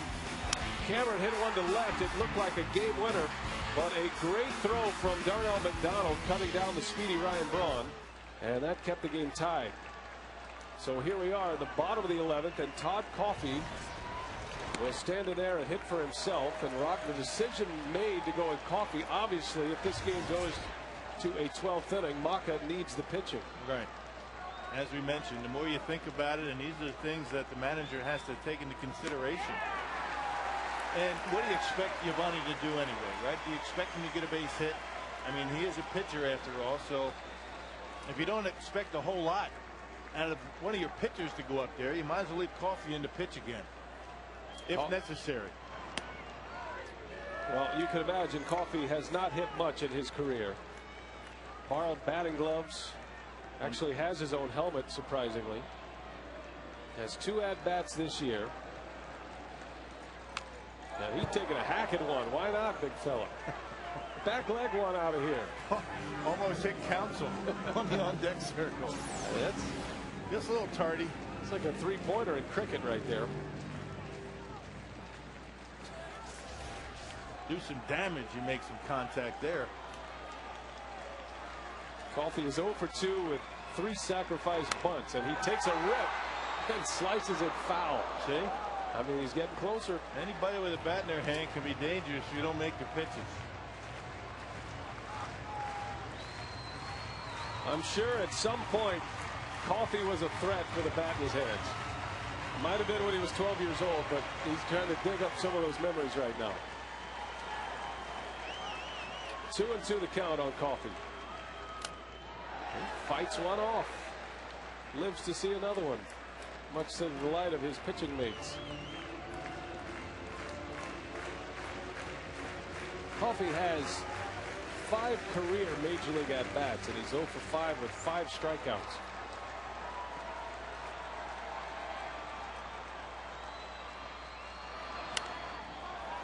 Popped him up. And one out, but a good battle. Took some good hacks. His first non-strikeout as a big league hitter. That's good effort. And now the Brewers get to the business end of it with one away. Counsell will try to get it started. Ryan Braun is on deck. This is how it started in the ninth. Reds had a 6-1 lead with one away and nobody on base. And then an error by Jared Burton kicked off a 5-run, 5-hit rally to tie the game. If anybody gets on, Fielder will hit.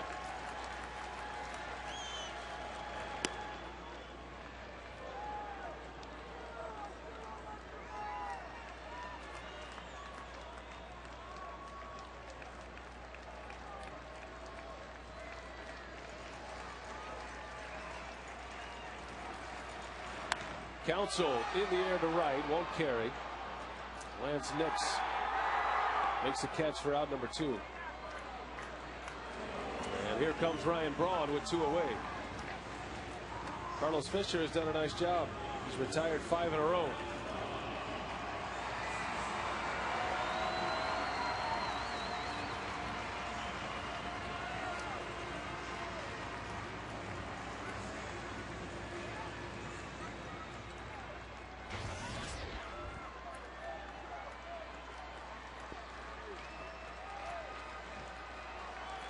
Braun drove in a pair of runs off Cordero in the 9th inning. A long ball wins it. And a breaking ball strike from Fisher. And that one hung just a little bit too much. A hanging slider.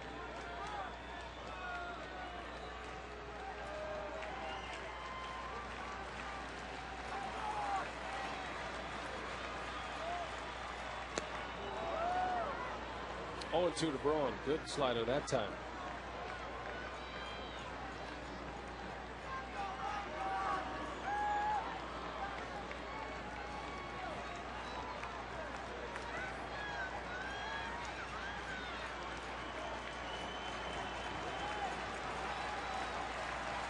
All tied at 6. Braun down 0-2 here in the 11th. And Ryan strikes out. Fisher impressive. 6 up, 6 down. And the side retired. We head to the 12th inning at Miller Park. A lot of free baseball tonight. And the Brewers glad to have it. They score 5 in the 9th inning to tie it. And here we go to the 12th. Todd Coffey back on the mound. He gets an at-bat in the 11th inning. For this particular instance, in case the Brewers were unable to win it, Coffey can give Maka some extended innings. And Coffey, with a couple of strikeouts in the 11th, did give up an infield hit. And he'll face a pinch hitter. Drew Sutton is going to come on to hit Rock in the pitcher spot in the 12th. And then the top of the order will follow. Well, still 3 more players left on the bench. A couple of right-handed hitters and a left-handed hitter. An infielder named Kevin Barker, but not the Kevin Barker that used to play for the Brewers. Meanwhile, the Brewers are out of position players.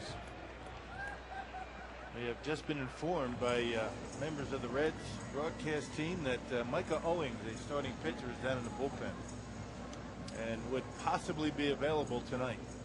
So add him to the list along with Daniel Herrera, a lefty. Owings was scheduled to pitch on Thursday against Dave Bush.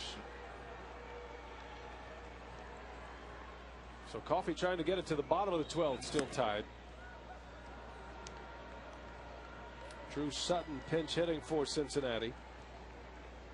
Sutton this year 7 for 42 at the plate, a 167 average.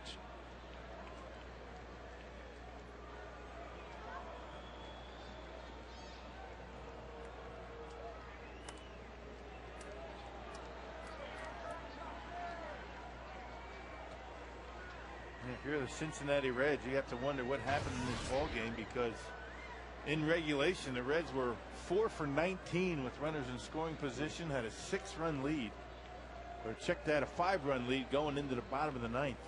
Boy, got to be kicking themselves. Well, you think about how many base runners the Reds left on early in this game. They left 9 runners on base in the first 5 innings. There was plenty of opportunities at a knockout punch, but they kept the Brewers around, and Milwaukee comes up with another big inning. The Crew with a 6-run inning yesterday against Washington, and 5 runs and 10 batters to the plate in the 9th here tonight. They're trying to cap off one of the most thrilling victories of the year if they can finish.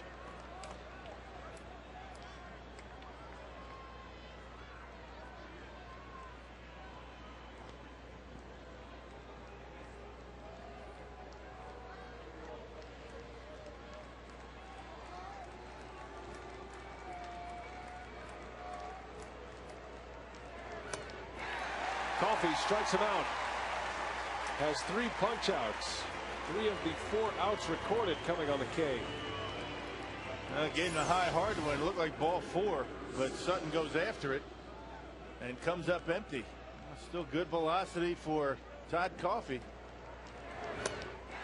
Even when he doesn't get good sink, he's got enough behind it to get you out upstairs. Well, it seems like you get into this part of the game and a lot of hitters are up there trying to be hero, trying to knock one out and get out of their game a little bit. Like Ryan Braun was doing that in his at bat, but I guess you can't blame with 2 outs and nobody on. Why not? Take a shot at knocking one out.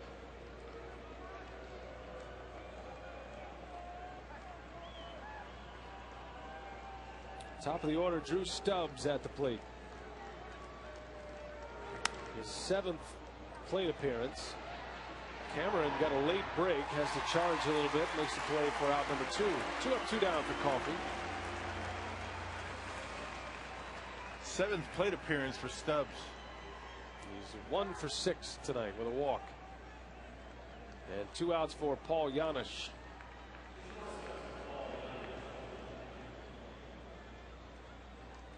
Janisch is 2 for 5 tonight with a walk. Had a double and an RBI in the 4th inning.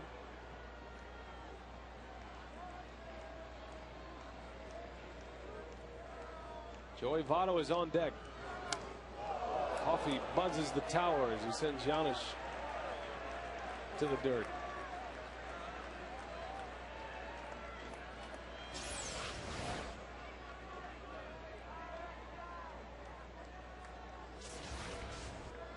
Was it that close? I think he was leaning. We got a diver. Broke his bat. And when your first move is toward the outside corner, pitches like that look like they're going to come and get a piece of you, even when they're not that close. Not to say that wasn't close. It did look like it was coming at him, but it makes it a lot more difficult to get out of the way on a pitch that's way off the inside corner when you're leaning out over the plate.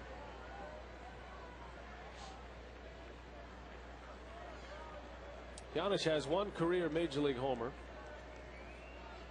in 89 big league games, none this year. That one is launched into left. Braun going back at the track. He's got it. A 1-2-3 inning. Here we go again. We're all tied. Guess who's coming up? The big man, Prince Fielder, leads off.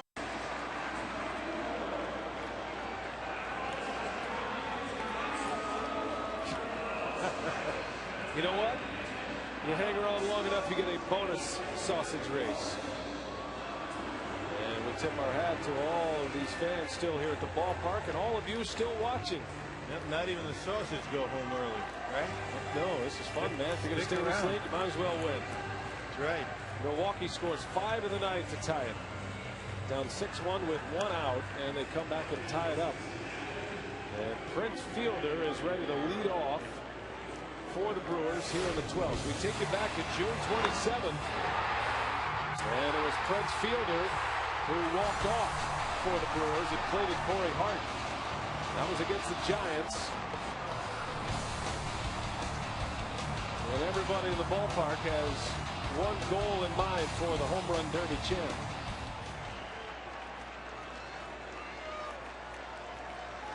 Daniel Ray Herrera is on the pitch.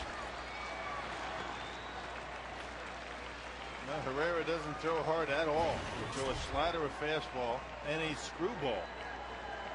In his 56th game, outstanding numbers that proves you don't have to throw hard to be successful at the big league level. This had to be smart and put the ball where you want it. Ball's behind Fielder. Fielder, McGee, and Cameron. Brewers need a run to win it. And what a comeback victory it would be if Milwaukee can finish it off.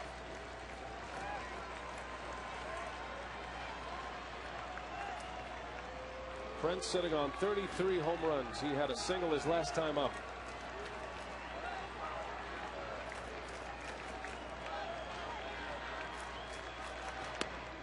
There's a strike right on the outside corner. 84 miles an hour with a fastball. All of 5'6", 165. I dispute the 165. I'll dispute the 5'6". You dispute that he's from Texas? No, he's from West Texas. Odessa. Football country.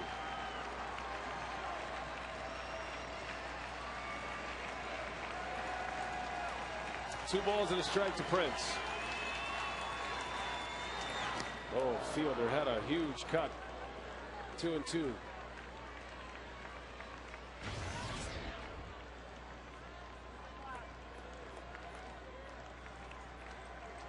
Herrera has been able to get outs at every level. Right off the end of the bat, Rowland makes the play for out number one. Herrera is one of those guys at no point in his professional career, probably even in his amateur career, did anyone have him listed as a prospect. Right. But yet he just keeps getting outs. He keeps making pitches. The Wolf is always at the door for him, and he's about ready to spend an entire season in the big leagues. He came over from the Texas Rangers. He was involved in that much publicized trade between Josh Hamilton and Edinson Volquez. The Rangers and the Reds.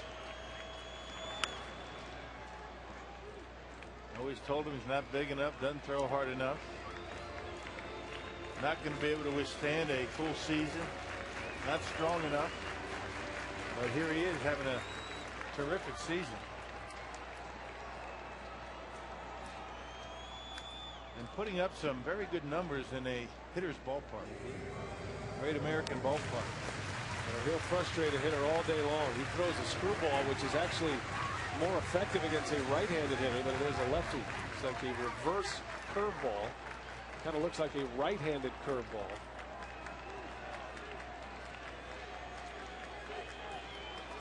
Might see one right here. The 0-2 to McGee. And the screwball misses down and away.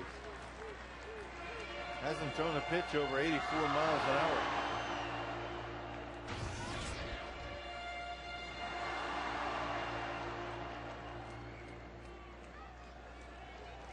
Casey had the hit that tied it off Cordero.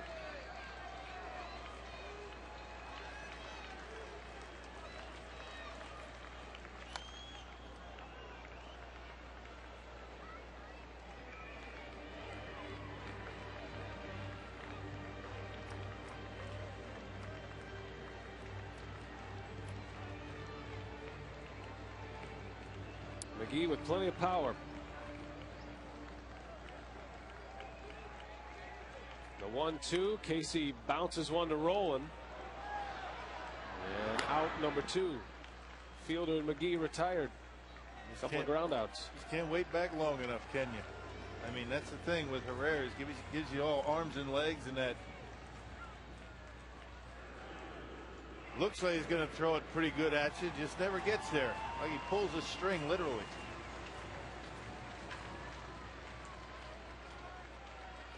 Well, here's Mike Cameron now. Cameron thought he had won the game with a sacrifice fly his last time at the plate. Hit one to left, Braun tagged, and Darnell McDonald fired a strike to the plate for the double play that ended the inning. Cameron into center field. That one's got pretty good wood on it. Back is Stubbs, and he reaches up. He can't get it. Takes a big bounce. Cameron around second, on his way to third. And he'll make it with a triple. A belly flop triple with 2 outs. And the winning run 90 feet away for Mike Cameron. Boy, inches from ending this ball game. I'll tell you, Stubbs got close to it. Didn't sound like he hit it all that well, but he did, and it carried into center field. Deepest part of the ballpark. Cameron on a pitch down in the strike zone. The way he hopped out of the box, it looked as though he thought it hit it out of the ballpark. And it looked like Stubbs actually jumped too soon. Ball hit about midway on the wall. Probably should have been caught. Off the wall, and Mike Cameron into third base.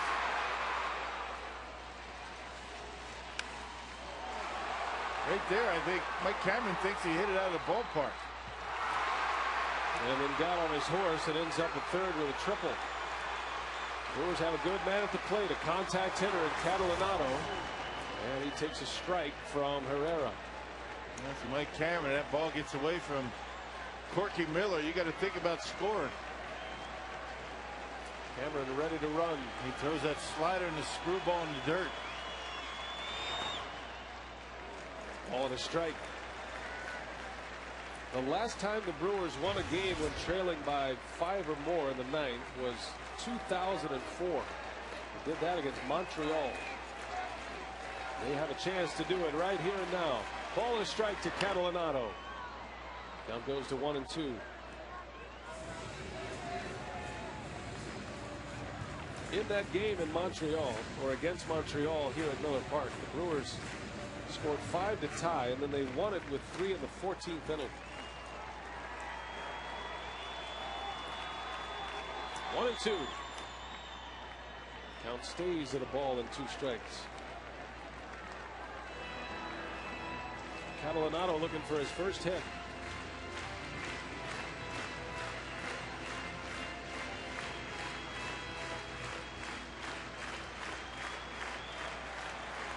Two former Texas Rangers matching up. Cameron at third, the 1-2. Catalinato bounces one over to Phillips. Side retired. We go to the 13th.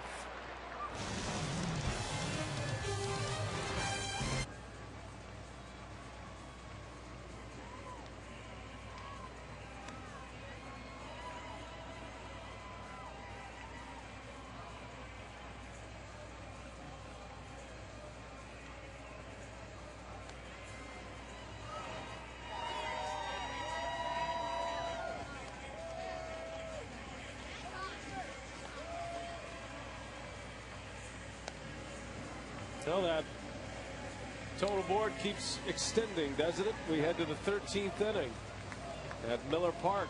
Brewers with a thrilling comeback. They score 5 in the 9th to tie it. Still playing ball as we go to the 13th inning. Joey Votto leads off. Brandon Phillips to follow, then Scott Rowland. Todd Coffey back out there for his 3rd inning of work, and having to go right through the middle of this Cincinnati order. Coffey's longest outing as a Brewer came earlier this year. On April 19th, he went 2 2/3 against the Mets. Got to save.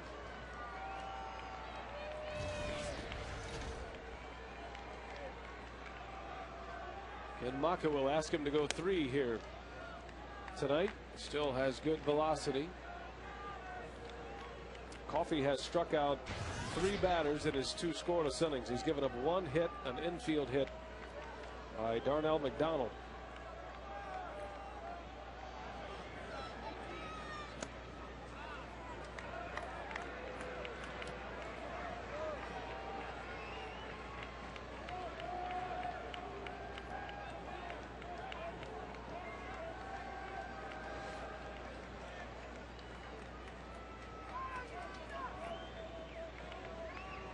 Two balls, no strikes on Votto. A dangerous bat. Coffey's still able to get one by him. Yep, low to mid 90s, still here in the 13th inning.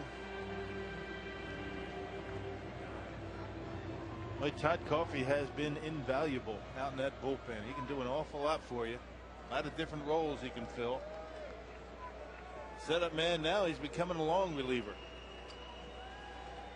and give you a good at bat. Just missed. 3-1 to count. Coffey actually emerged as the Reds closer a couple of years back, prior to the Francisco Cordero era in Cincinnati. But the Reds released him last year in the month of September. Votto sends one deep to left. That is way back. Braun at the wall, and it's gone. Joey Votto has put the Reds on the board. A 7-6 Cincinnati lead as Votto hits his 19th of the year. Excellent opposite field power for Joey Votto. And Coffey fell behind an account 3-1. He was sitting dead red, got a pitch away from him, and strong enough to hit it out the left. I think he knew it right away. Kind of stood there in the batter's box. Home run hitters know when they get them.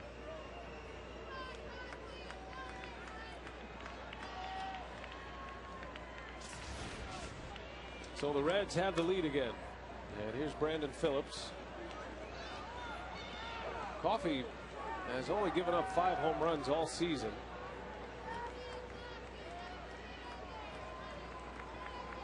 Has not pitched 3 innings in the major leagues in his career. The longest outing he's had as a big leaguer, 2 2/3. Yeah, he's getting stressed about as far as he can go right now. His next pitch will be number 40. That's a lot of pitches for a short reliever.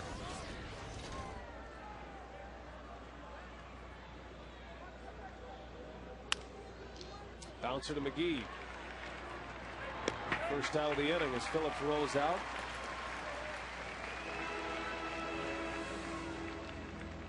On the bottom of this inning, the Brewers will have Kendall to lead off, then Escobar, and then back to the top of the order, which is occupied by the pitcher, and most certainly Ken Maka will call on Giovanni Gallardo.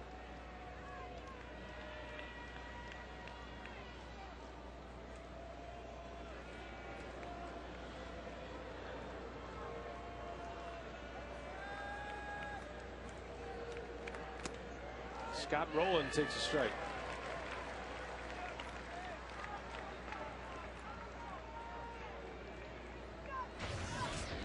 Rowland has 4 hits. 4 for 6 in this game. Scored a couple of runs, has a double. That one's hit well to center. Cameron eases back. And 2 outs here in the 13th inning.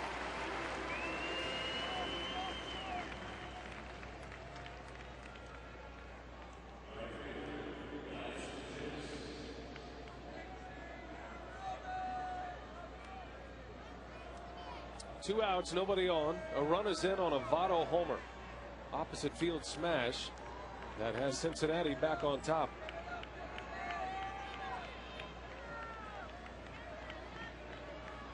Laynce Nix. Been a couple of key defensive plays in this game by the Reds. It was an error that started the rally in the 9th inning, but remember the throw by Darnell McDonald to cut down Braun at the plate, the winning run. And then Laynce Nix laid out for one. He made a diving catch with 2 outs on a dying liner by Escobar. That one's hit well. Cameron going back, running out of room at the wall. There goes Laynce Nix with a home run. And Todd Coffey just running out of gas right now. I mean, he is being pushed to the limit.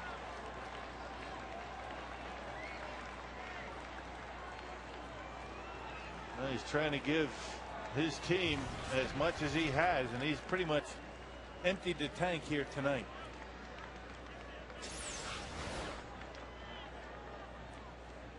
Fastball down and not much sink on it, and knocks it out of here. So a couple of opposite field home runs by the Reds, a couple of left-handers, gives them a 2-run lead. Nix, his second homer of the game. 8-6 Reds. And here's Darnell McDonald.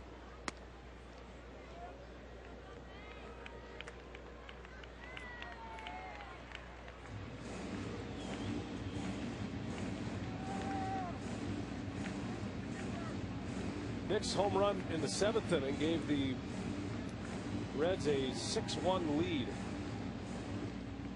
It's his second multi-home run game of the year and the 5th of his career.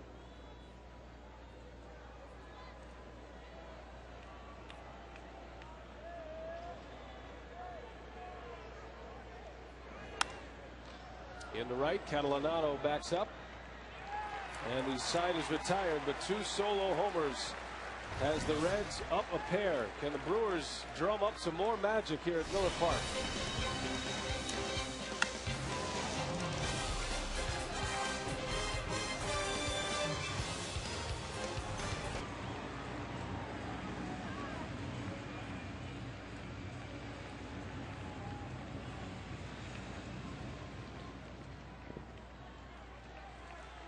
Couple of solo homers from Joey Votto, and Laynce Nix has the Reds on top. 8-6 as we head to the bottom of the 13th. See if the Brewers can do it one more time. They need 2 to tie, 3 to win it. Might as well get 3. Kendall leads off. He'll be followed by Escobar, and then the pitcher spot due up.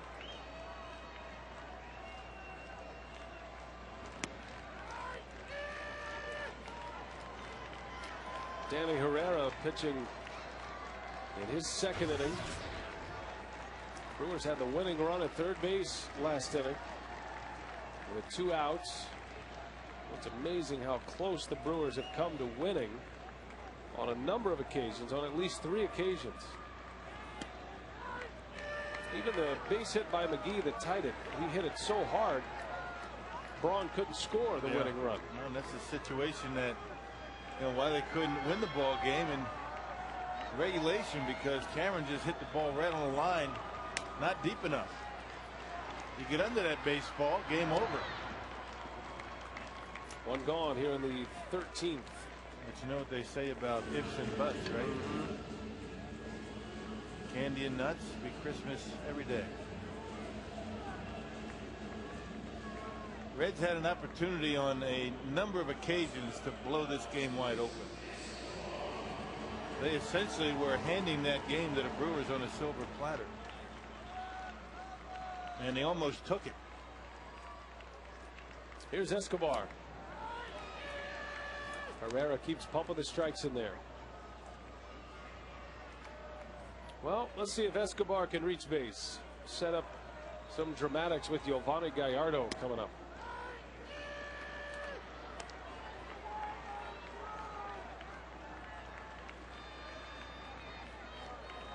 Brewers are out of position players. For the 2nd time in extra innings, a pitcher will have to hit as Escobar beats one in the ground. Giannis has a great arm, the great equalizer, and he cuts down the speedy Escobar.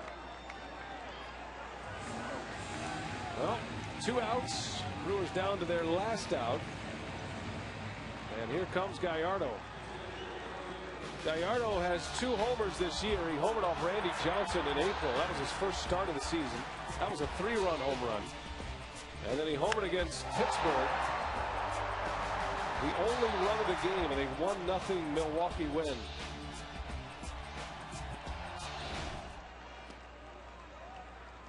Why not, right? Joe likes the ball up.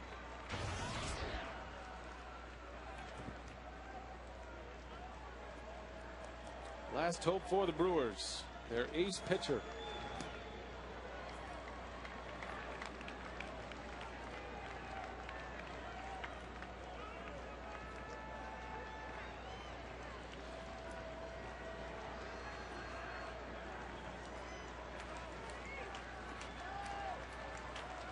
Ball to strike.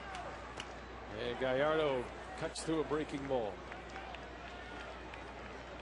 in Bernie Carbo fashion. Now he's got him right where he wants him. You remember what Bernie did on the next pitch? You betcha, 3-run homer. Gallardo in the left, right to McDonald, and that's the ball game. Well, the Reds do win it, but the Brewers took them a lot deeper than they thought. A 5-run rally for the Brewers takes the Reds to 13 innings, but Cincinnati on a pair of home runs wins it in